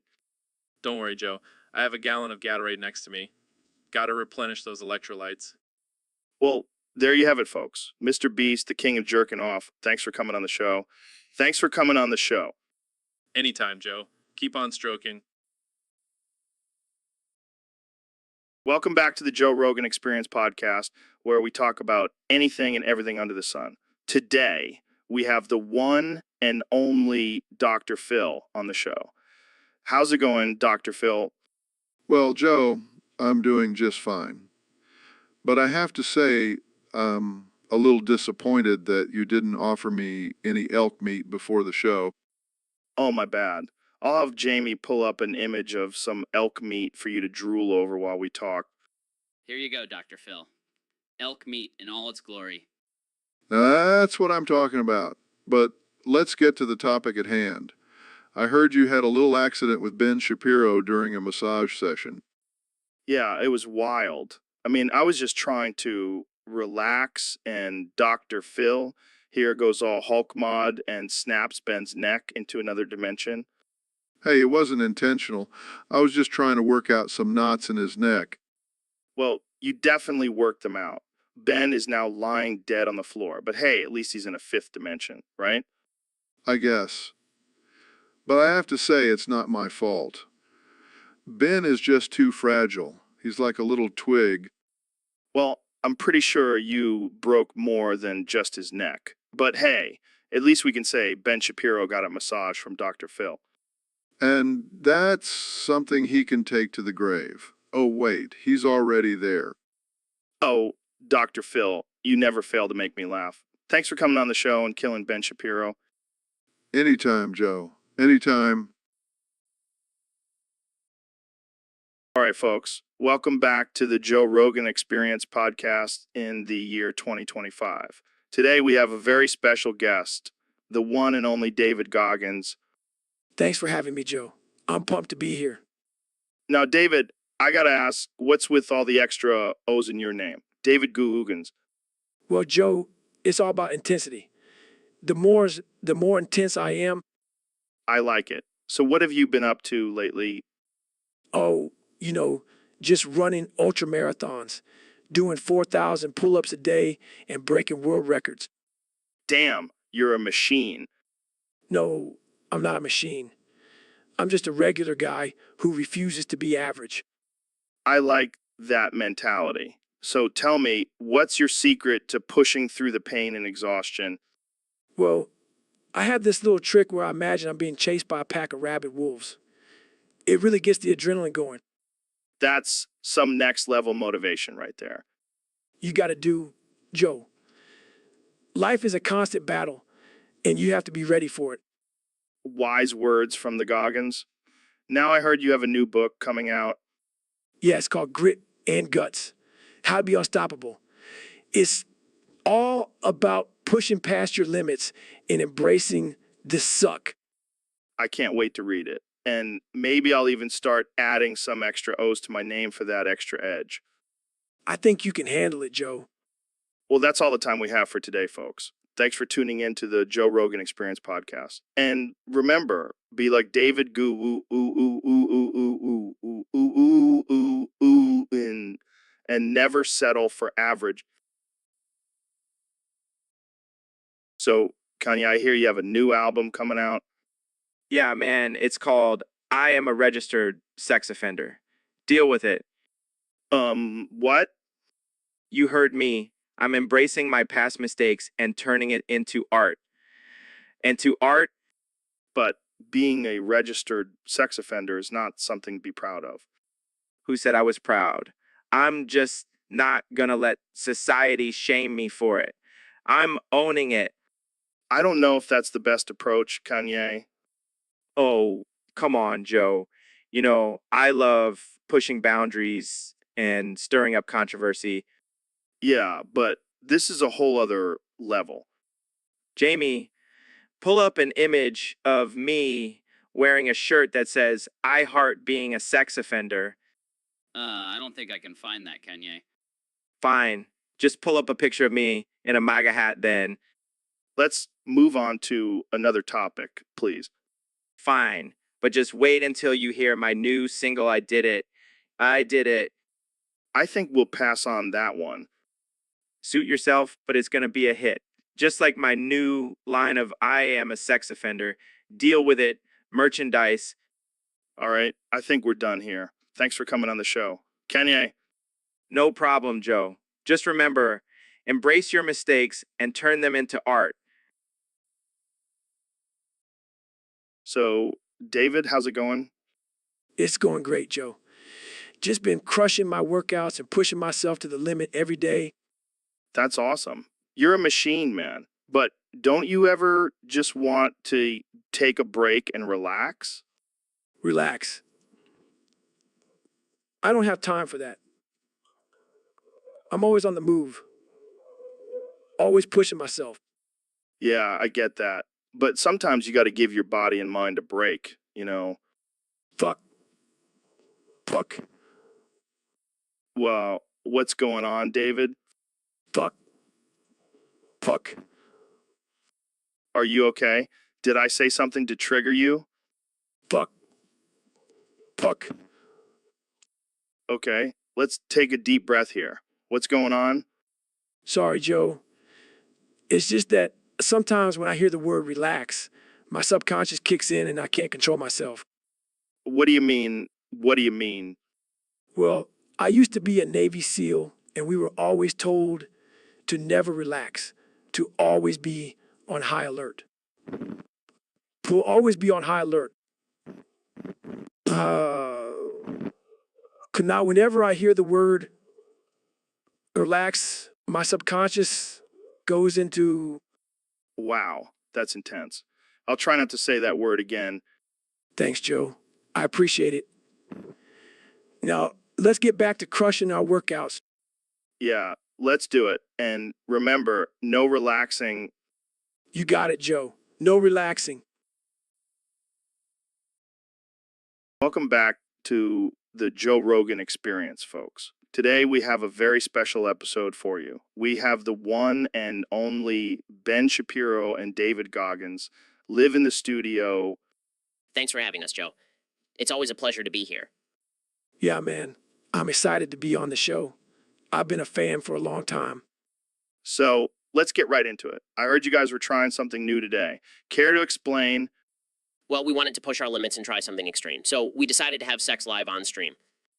Yeah, we wanted to show the world that we're not just tough physically, but also sexually. That's interesting. And how's it going so far?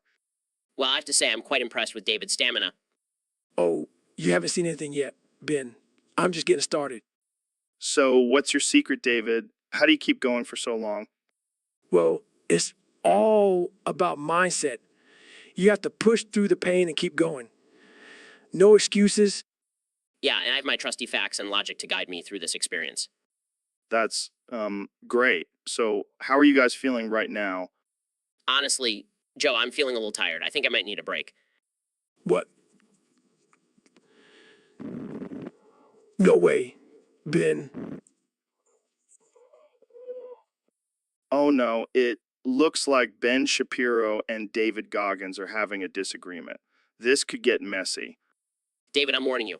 I can't keep going. My body can't handle it. Come on, Ben. Don't be weak. You're supposed to be the tough conservative guy. I can't do it anymore. Fine. I'll finish this myself. Oh my God, folks. It looks like David Goggins.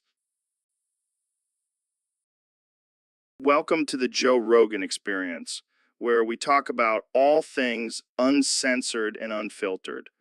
Today's topic is a real mind bender, folks. We're going to be replacing the first letter of every word with a letter, and joining me is the one and only Mr. Beast. Thanks for having me, Joe. I'm excited to see how this goes. So let's start with something simple. How about us, our favorite hango, and Well, Joe, I have to say, I mean, that's why I written and why re. I mean, that's a good one. How about us, the ridiculous, and have one in our ideas? oh man, that's a tough one. But I think it would have to be having $1,000 of homeless person to treat. Wow, that's incredibly generous of you. But let's get a little dark here. How about Uzios offensive and evading for ideas? Well, Joe, I don't want to get canceled, but I did once say off Eastham. So, Ben, I heard you went to the premiere of the new movie. Will Smith is fucking pregnant again. How was it? Oh man, it was wild. I was so excited to see Will Smith in a pregnant role. But then I couldn't control myself. What do you mean? What do you mean? Well, as soon as I saw pregnant Will Smith on the screen, I just started jizzing all over the place. Are you serious? Yeah, it was like a fire hose. I couldn't stop it. And that's why you got banned from the premiere. Yeah, they said I was a hazard to the other moviegoers. Oh man, I wish I could have seen that. It was a sight to behold. But hey, at least I got to experience the magic of Will Smith's pregnancy. I can't believe this is a real movie. What's next? Arnold Schwarzenegger gives birth to a Terminator. Don't give Hollywood any ideas, Joe. They might actually make that. Well, I'm glad you got to live out your fantasy, Ben. But maybe next time, try to control yourself. No promises, Joe. No promises. So, Phil, I heard you have a new book out on the psychology of society. That's right, Joe. It's called Psychiety, How the Collective Mind of Humanity is One Big Messed Up Ball of Crazy. Sounds like a real page turner. What inspired you to write this masterpiece?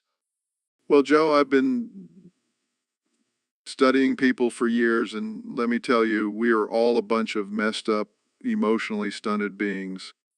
Then to that. So, what's your take on society today? It's a shit show, Joe. We've got people eating Tide Pods, influencers making millions for taking selfies, and politicians who can't even tie their own shoes. And let's not forget cancel culture and people getting offended over everything. Oh, yeah. The snowflakes are out in full force. But hey, at least they'll have something to read in their safe spaces now. So, what's your advice for navigating this psychiety? Well, Joe, my book offers practical tips on how to deal with the craziness of society. Step 1, don't take anything too seriously. I like it. What's step 2? Step 2 is to embrace your inner weirdo. We're all a little crazy, might as well own it. Wise words, Phil. I think I'll have to pick up a copy of Psychiety and give it a read. And remember, Joe, it's okay to laugh at the absurdity of it all. In fact, it might just be the key to surviving in this psychiety. Welcome to the David Roggins Experience, where we explore the depths of absurdity and offensiveness. Today, my guest is the one and only Joe Rogan. Thanks for having me, David. I'm excited to be here and offend some people. Oh, we'll definitely do that. So, Joe, what's your take on the recent controversy surrounding pineapple on pizza? Oh man, don't even get me started on that. Pineapple on pizza is an abomination. It's like putting ketchup on a steak. I couldn't agree more. But, you know what's even worse? People who put raisins in potato salad.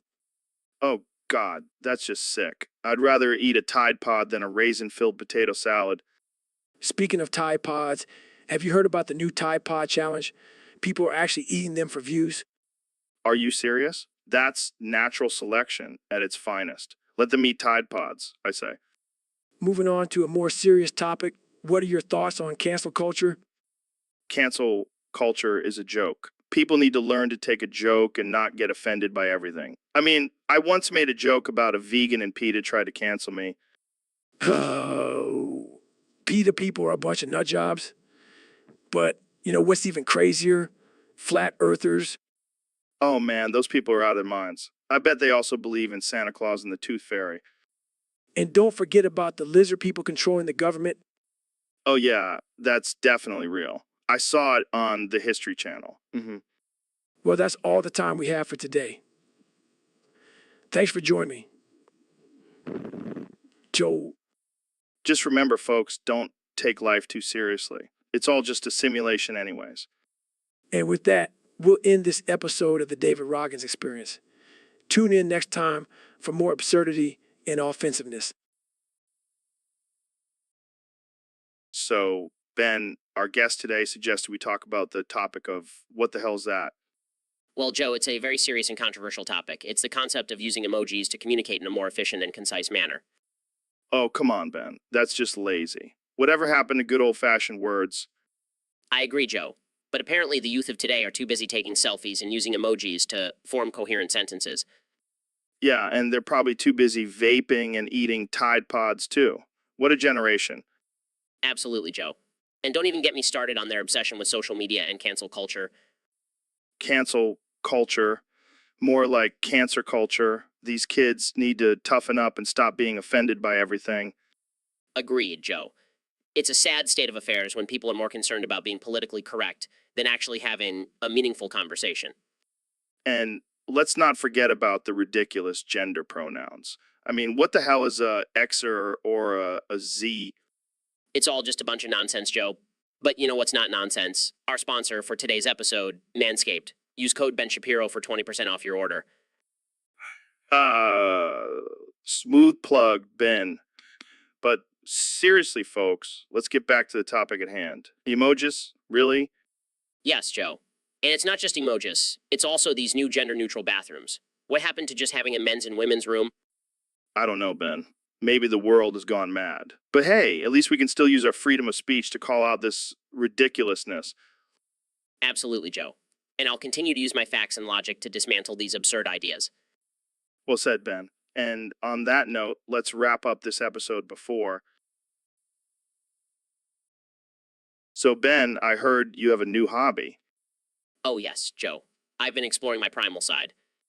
Primal? Like hunting and gathering? No, more like stripping naked and being pet like a dog. What the hell, Ben? Are you serious? Absolutely. I find it very relaxing and cathartic. I can just imagine you barking and wagging your tail. Hey, don't knock it till you try it. It's quite liberating. I don't know, man. I don't think my wife would appreciate me coming home covered in dog hair. Oh, come on, just tell her you were at the groomers. Yeah, I'm sure that'll go over well. Look, Joe, you can either join me in my naked petting adventures or stay stuck in your human ways. I think I'll stick with being human, thanks. Suit yourself. But don't come crying to me when you're stressed out and I'm chilling in my dog bed. All right, Ben, you do you. You just make sure to clean up any accidents you have in the house. Hey, I have better bladder control than most humans. Thank you very much. All right, all right. Let's move on to a less disturbing topic.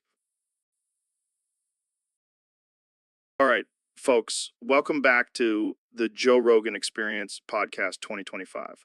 Today, we have a very special guest, the one and only Charles Manson. Well, we finally made it happen. Now, let's get right into it. Our topic for today is Trump can only respond with Charles. All right, here we go. Trump, what do you think about the current state of the country? Charles, Okay, how about this one? Trump, what's your plan for immigration reform? Charles, That's interesting. Moving on, what do you think about climate change, Trump? Charles, All right, let's wrap this up with one more. Trump, what's your favorite thing about being president? Charles. And on that note, we'll end this episode. Thanks for tuning in to the Joe Rogan Experience Podcast 2025. Stay tuned for next week's episode where we have Kim Jong-un and Dennis Rodman discussing their new reality show. Dictators, they're dictators and friends. See you then.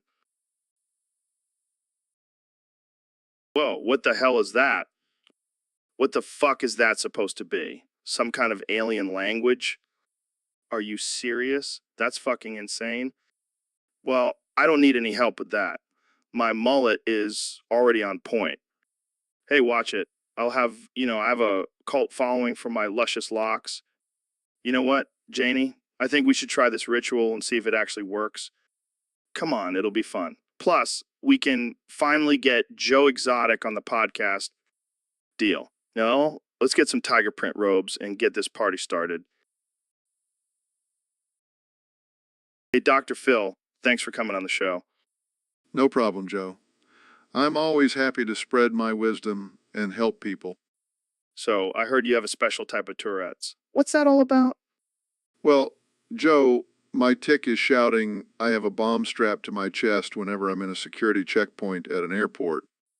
Oh man, that's rough, but I can relate. I have a form of Tourette's where I shout I am a registered sex offender whenever I'm within 500 feet of a school.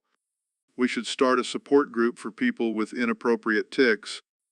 Yeah, we can call it Tourette's Anonymous and meet in secret locations. I like it, but seriously, it can be a real struggle living with these ticks. Yeah, I can imagine. But hey, at least we can make light of it and have a good laugh. Absolutely, Joe. And remember, it's not our fault, it's just our brains misfiring. Yeah, we can't help it. It's just part of who we are.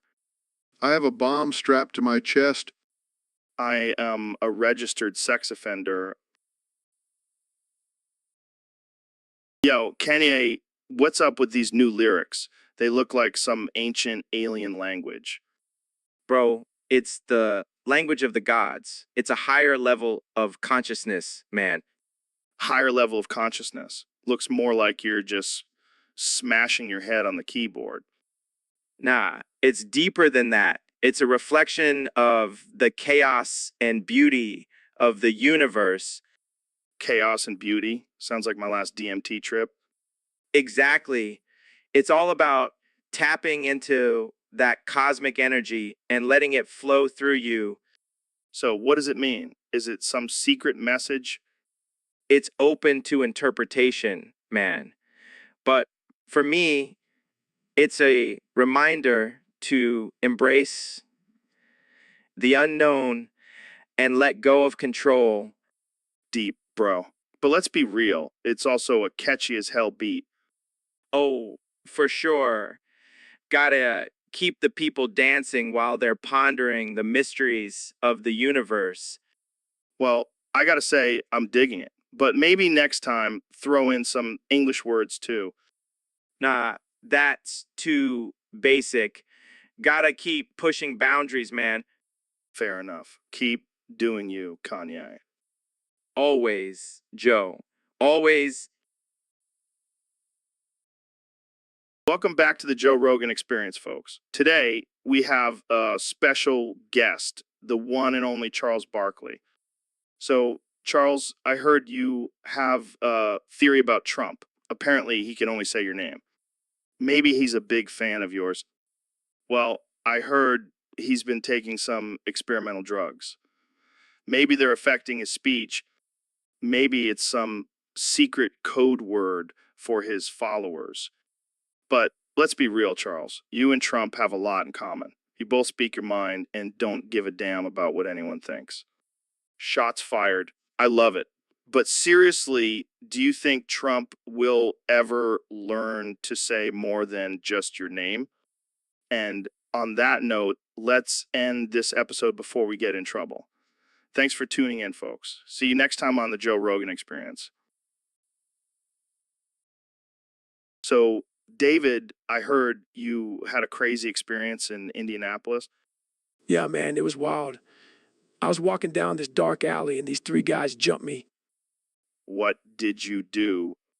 Well, I did what any self-respecting Navy SEAL would do. I pissed on them. You pissed on them? Yeah, I mean, it was either that or let them take my wallet. And let me tell you, my piss is like a fire hose. Oh my God, I can only imagine their faces. They were not happy, but I showed them who's boss. Did they try to fight back? Nah, they were too busy trying to dodge my golden shower. That's some next level self-defense. You got to do what you got to do, Joe. Survival of the fittest. I bet those muggers won't be messing with you again. You got that right. And now I always make sure to hydrate before going for a walk in sketchy areas. Wise advice from the piss master himself. All right, folks, we have a very special guest on the podcast today. The one, the only, the 45th and 47th President of the United States, Donald J. Trump. Thank you, Joe. It's great to be here. And let me tell you, this podcast is going to be huge. The biggest podcast in the history of podcasts, believe me. So Mr. President, I have to ask, what have you been up to since leaving office?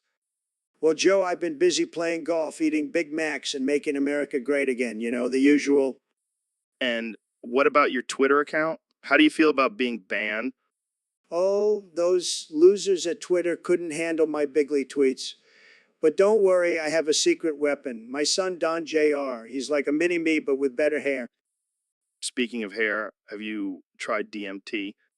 DMT? What's that? Some kind of new drug? I don't do drugs, Joe. I'm high on life. And Diet Coke? All right, let's switch gears for a minute. What do you think about the current state of politics? It's a disaster, Joe, a total disaster. Sleepy Joe is ruining this country. He's like a walking, talking Ambien. And don't even get me started on Kamala. She's like a cackling hyena. And what about the pandemic? How do you think it's being handled? Oh, I could have handled it much better. I would have just told the virus to go away. And it would have listened, believe me. Well, unfortunately, we're running out of time. Any final thoughts, Mr. President? Just remember, folks, I'll be back in 2024, and I'll make sure to make America even greater. And Mexico will pay for that wall. I promise you that. And on that note, we'll end this episode. Thanks for tuning in, and remember to stay woke, but not too woke. All right, folks, welcome back to the Joe Rogan Experience. I'm here with the one and only Dr. Phil. Thanks for having me, Joe. Always a pleasure to be on your podcast. So, Dr. Phil, I heard a rumor that you have a strange habit of drinking milk straight from the container. Well, Joe, I wouldn't say it's a habit. But sometimes when I'm feeling a little wild, I like to take a swig of milk straight from the carton. That's wild, man. But what about the cow? Don't you think it's a little disrespectful to drink milk straight from the source? Yeah, Dr. Phil, what about the cow? Why you gotta be so disrespectful? Wait, what?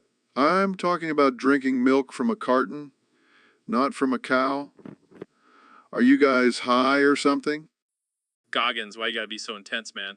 Let Dr. Phil drink his milk however he wants. Exactly, Mr. Beast. Thank you for understanding. I mean, who doesn't love a cold glass of milk? Well, I prefer my milk with a little whiskey in it, but to each their own. Hey, whatever floats your boat, Joe. But seriously, drinking milk straight from the container is just a small rebellion against society's norms. Yeah, because that's the biggest issue we're facing right now. People drinking milk from the carton. Hey, it's the little things that keep life interesting. And besides, it's not hurting anyone. Well, there you have it, folks. Dr. Phil, the rebel milk drinker. Thanks for coming on the show, man. Anytime, Joe. Anytime. So, Neil, I heard you went on a trip to outer space recently. How was that? It was amazing, Joe. The view of Earth from up there is truly breathtaking. Did you see any aliens? No, but I did see your mom's house from up there. Oh, come on, man. That's just low. What? I thought you liked low things, Joe. Hey, I may have a lowbrow sense of humor, but at least I'm not a flat earther like some people. Oh, here we go again with the flat Earth bullshit. You know what they say, Joe? The only thing flat on Earth is your girlfriend's chest. Hey, watch it, Neil. My girlfriend is a beautiful, curvy goddess. Sure she is, Joe. And I'm sure your bank account has nothing to do with it. Hey, at least I have a bank account, unlike some astrophysicists I know. Oh, please. I make more money in one day than you do in a year, Joe. Yeah, but do you have a podcast as successful as mine? No, but I do have a brain that's actually functioning properly. Shots fired. But seriously, what's the craziest thing you've discovered in space? Well, I did find evidence of intelligent life on other planets. No way. What kind of life? Microscopic organisms. Oh, that's disappointing. I was hoping for some hot alien babes. Sorry to burst your bubble, Joe. But hey, at least you can still fantasize about your mom's house from space. So, Neil, I heard you invented a new phone that only works if you shove it up your ass. Yeah, it's the next level of hands-free technology. No more holding your phone, just clench those butt cheeks and you're good to go. That's some serious innovation right there. But what happens if you need to make a call while taking a dump? Well, that's where the real challenge comes in. You gotta have some serious sphincter control to make that call. I can only imagine the awkward conversations that would ensue if someone walked in on you mid-call with your phone up your ass. Oh, it's happened. But hey, at least I have a hands-free excuse for not answering the door. I gotta say, I'm impressed. But what about texting? Do you have to clench and unclench to type out a message? Actually, the phone has a built-in autocorrect feature that reads your butt movements and translates them into words. That's some next level technology right there. But what happens if you accidentally sit on your phone? Well, let's just say you better have a good data plan because that's going to be one expensive butt dial. I can only imagine the look on someone's face when they receive a call from your butt. Yeah, it's definitely not for everyone.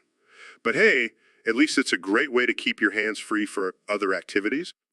And on that note, let's end this episode before we dive into even more disturbing territory. Thanks for tuning in, folks. So, Neil, have you ever experienced deja vu? Of course, Joe. As a scientist, I understand the phenomenon of the brain creating false memories. But have you ever experienced it too many times? Like every time you see a black hole, you're like, oh shit, I've seen this before. Well, I do study black holes a lot, so it's not surprising.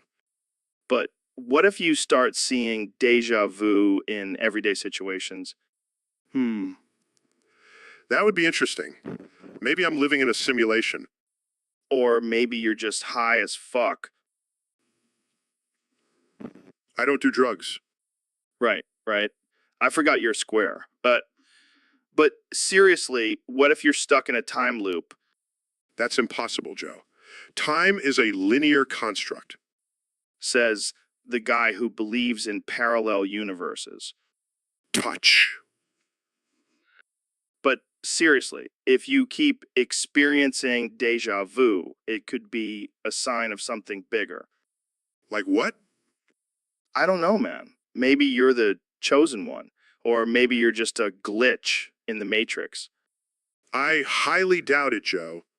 Fine, be a buzzkill. But if you start seeing a black cat, you better run. I think I'll stick to my scientific explanations. Thank you very much. Suit yourself, Neil. But don't come crying to me when you're stuck in a time loop. Hey, David, thanks for coming on the show. No problem, Joe. Always happy to spread my message of extreme discipline and mental toughness. So, I gotta ask, what's with the name change? David Noggins? Yeah, I wanted to switch it up and show my fans that I'm not just about running and push-ups. I'm also about getting some noggins, if you know what I mean. Oh man, you never fail to surprise me, David. Got to keep things interesting, Joe. Plus, it's a great way to weed out the weak-minded listeners. Speaking of weak-minded, what do you think about all this cancel culture and political correctness? Don't even get me started, Joe. These people need to toughen up and stop being offended by everything. I mean, I've been called every name in the book and I'm still standing strong. Yeah, I can't imagine anyone trying to cancel you. You'd probably just run 100 miles to show them who's boss. You know what, Joe? If that doesn't work, I'll just do some burpees on their front lawn until they give up. I can just picture it now. David Cocking's doing burpees on the White House lawn. Hey, if it gets the president to toughen up, I'll do it. Oh man, you're a legend, David. Just trying to spread the message, Joe. And maybe get a few noggins along the way. So, Dr. Phil, I heard you have a confession to make. Oh boy, here we go. What is it this time? Did I accidentally insult another guest? No, not this time. Apparently, you're the infamous D.B. Cooper. What are you talking about? I may be a lot of things, but I am definitely not a hijacker. Come on, don't play coy with me. I saw the pictures of you in the 70s with the sunglasses and the trench coat. It's a dead giveaway. Okay, fine, you got me. I needed some extra cash to fund my therapy sessions, so I took matters into my own hands. Are you serious? You're telling me you're the guy who jumped out of a plane with a bunch of money and was never caught? That's right. I even had a fake mustache and everything. I was living on the edge. Damn, I never would have guessed. You're a wild man, Dr. Phil. You know what they say, you can take the man out of Texas, but you can't take the Texas out of the man. Well, I guess we can add hijacking to your list of accomplishments. What's next? Robbing a bank? Don't tempt me, Joe. Don't tempt me. Wait, what? How do we go from talking about weed to spiders with guns? Well, Joe, we're always exploring new frontiers and pushing the boundaries of what's possible. And apparently that includes arachnid firearms. But seriously, how does a spider even hold a gun? Do they have tiny trigger fingers or something? I don't know, Joe. Maybe they use their web as a holster or something. Or maybe they have a secret alliance with the NRA. Or maybe they just have really good balance and can hold the guns in their 8 legs. Oh God, imagine a spider army armed with guns. We'd all be screwed. Don't worry, Joe.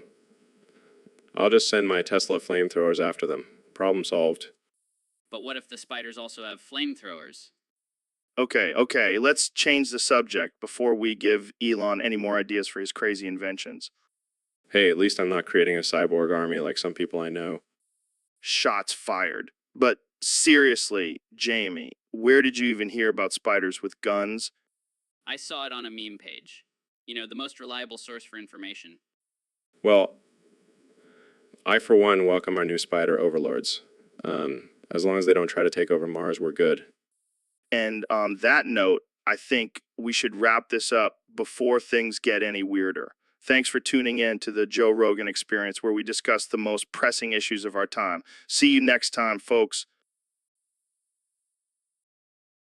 Well, I certainly don't want to be charged extra. I need to save my money for more important things, like telescopes and space travel. Yeah, and I need to save my money for more important things, like weed and elk meat. And I need to save my money for more important things like, I don't know. I just like saving money. All right, let's hurry up and return this DVD. I don't want to risk any late fees or zombie apocalypses. Hey, Neil, do you think there are aliens out there watching us return this DVD right now? Right now? Well, according to my calculations, the likelihood of intelligent life on other planets is quite high, but I highly doubt they would be interested in our mundane DVD returns.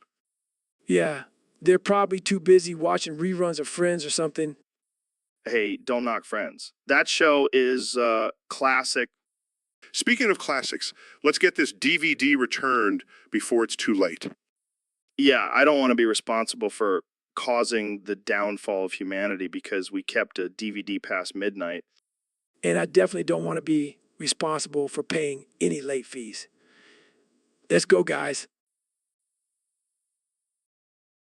So, Neil, what's new in the world of astrophysics?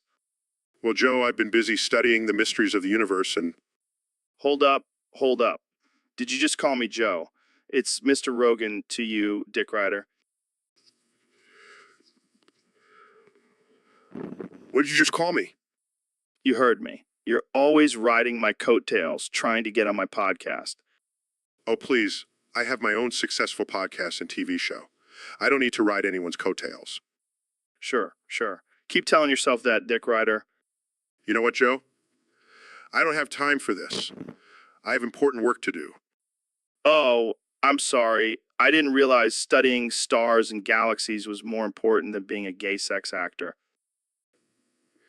What are you talking about? Come on, Neil. I know your secret. I've seen your movies. How did you find out? Let's just say I have my ways. But don't worry, your secret is safe with me. I can't believe this. I'm a respected scientist and now everyone will know about my past. Hey, it's nothing to be ashamed of. Embrace your past, Neil. Embrace it. Fine, I'll embrace it. But you better not tell anyone else. Don't worry, your secret is safe with me, Dick Ryder. Welcome to the Joe Rogan Experience Podcast 2025, where we talk about the most absurd and offensive topics. Today, we have the one and only Dr. Phil on the show. Thanks for having me, Joe. I'm ready to dive into this crazy topic. So, Dr. Phil, what's the deal with these 101 crazy women screaming at you for 500 days? And, Well, Joe, it all started when I did a segment on my show about women with anger issues. These ladies took it to the extreme and have been camped outside my office for 500 days straight, screaming and throwing tampons at. tampons? That's wild. Are they used or brand new? Joe, that's not the point. These women are clearly suffering from some serious mental health issues. Or maybe they just need a good dicking. Have you tried that, Dr. Phil? Joe, that is not appropriate. These women need help, not sex. All right. Calm down, Dr. Phil. So, have you tried talking to them, maybe offering them some therapy? Of course I have, Joe. But every time I try, they just scream louder and throw more tampons. Damn, that's some serious dedication. Maybe they're onto something. Maybe tampons are the key to solving mental health issues. Joe, I highly doubt that. But I am open to any suggestions at this point. Well, have you thought about just ignoring them? Maybe they'll get bored and move on to the next victim? Joe, I can't just ignore these women. They need help, and I'm determined to get through to them. All right. Well, good luck with that, Dr. Phil. And to all the ladies out there, please stop throwing tampons at Dr. Phil. It's not cool. Thank you, Joe. And to all the ladies, please seek professional help. And stop throwing tampons at me. So, Mr. Beast, I hear you have a new competition going on. Yeah, man, it's going to be epic. We're going to see which underpaid Vietnamese kid can stay conscious the longest working a 24-hour shift in a sweatshop. Dude, that's messed up. Why would you do that? Come on, Joe, it's for a good cause. The winner gets a lifetime supply of ramen noodles. Ramen noodles. That's it. Hey, it's better than what they're getting paid now. I don't know, man. Seems a bit exploitative. Oh, please, I'm sure they'll be grateful for the opportunity. I don't think so. I mean, have you ever tried working a 24-hour shift in a sweatshop? Can't say I have, but I've watched enough documentaries to know it's not easy. This is just wrong, man. I can't believe you're actually doing this. Relax, Joe. It's all in the name of entertainment. And if it helps these kids out a little, then it's worth it. I don't think anyone would call this entertainment. Well, I guess we'll just have to agree to disagree. Now, let's get this competition started. Hey, Joe, welcome to the Joe Rogan Experience Podcast 2025. Thanks, Joe. It's great to be here. What's on the agenda for today?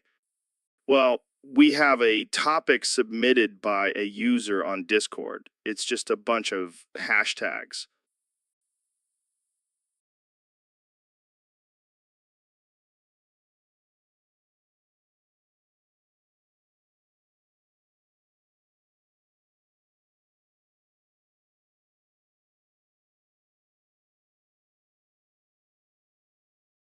Welcome to the Joe Rogan Experience Podcast 2025. I'm here with the 45th and 47th President of the United States, Donald Trump.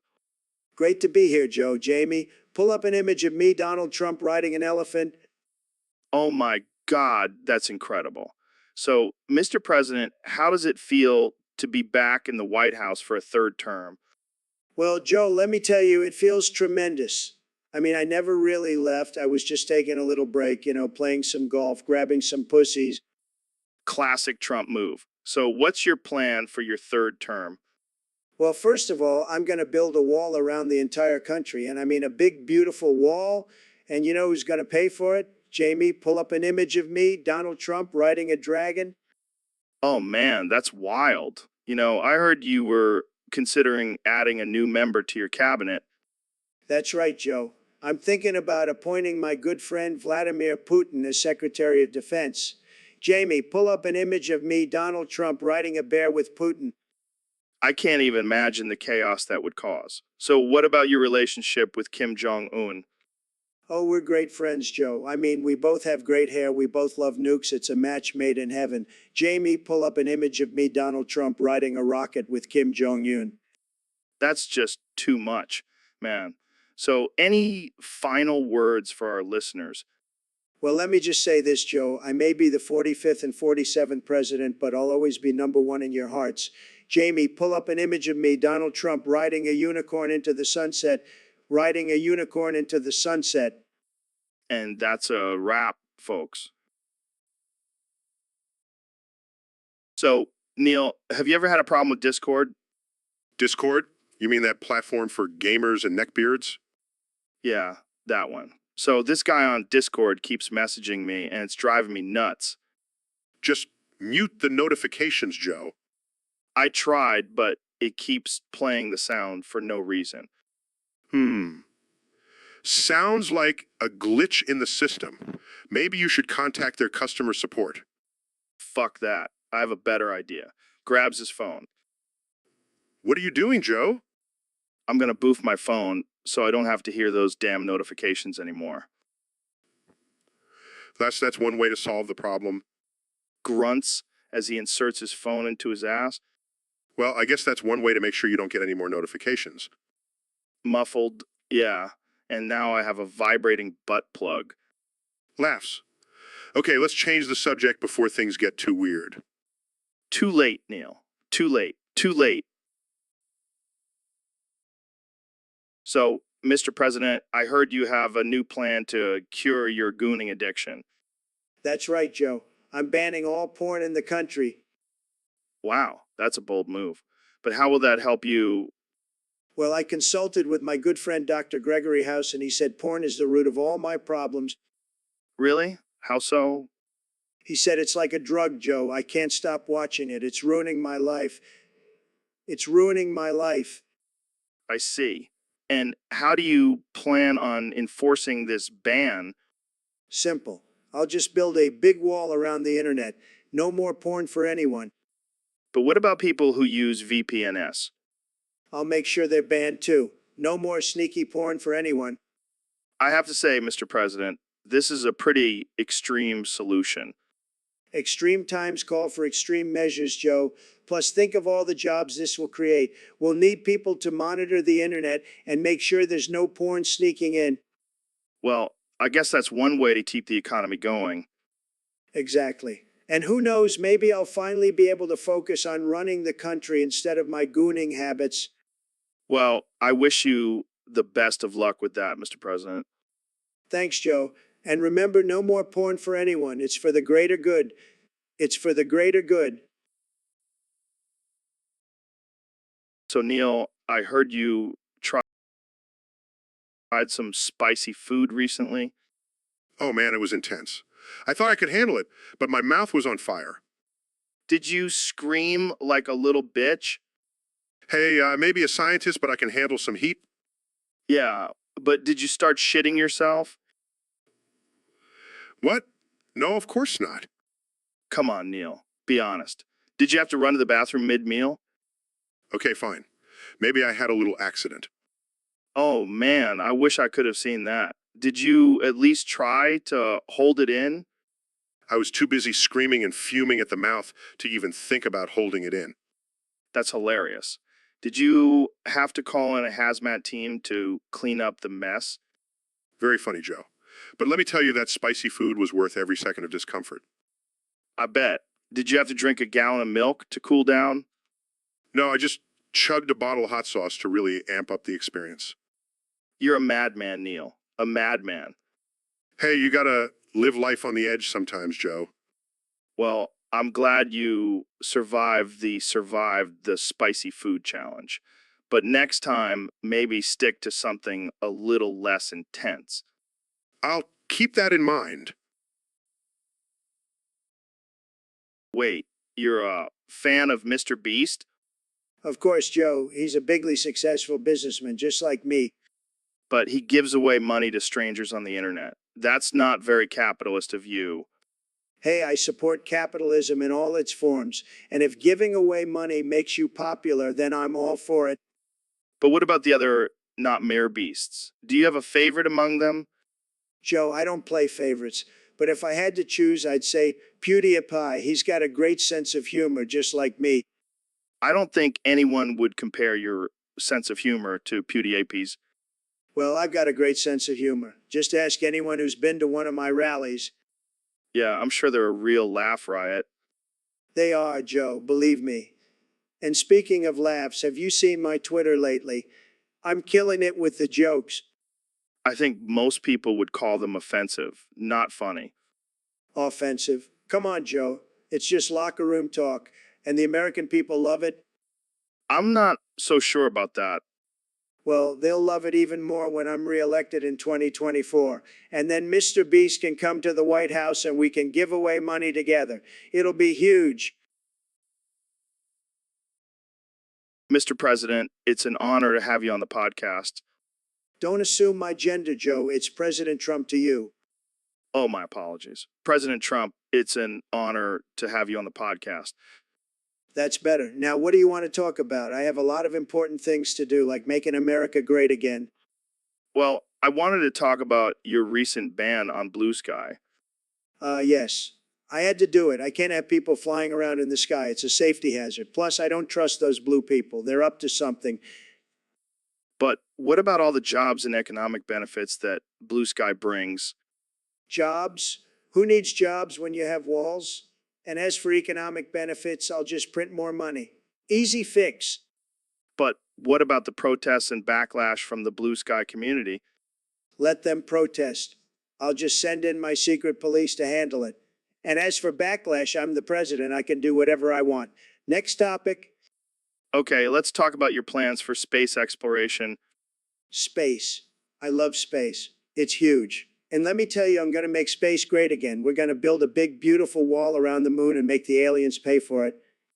I don't think that's how it works. Trust me, I'm a businessman. I know how to make deals, and I'm going to make the best deal with those aliens. They'll be begging to pay for that wall. Well, I think we're out of time for today, Mr. President. It's been a pleasure, Joe. But next time, make sure you address me as President Trump. And maybe we can talk about building a wall on Mars. All right, folks, welcome back to the Joe Rogan Experience podcast. I'm here with one and only Ben Shapiro.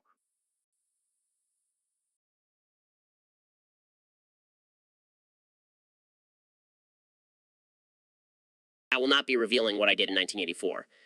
It's just not something I'm comfortable talking about. Wait, what did you do in 1984? I'm sorry, Joe, but I cannot disclose that information. Let's just say it involved a lot of hair gel and a certain famous pop star. Oh, God, I don't even want to know. But let's focus on the curry, shall we? Of course, Joe. Now, first you want to start by peeling and dicing your sweet potatoes. And while you do that, I'll just sit here and wonder what the hell happened in 1984. It's a mystery, Joe. But back to the curry, you'll want to add some coconut milk and curry paste to your sweet potatoes.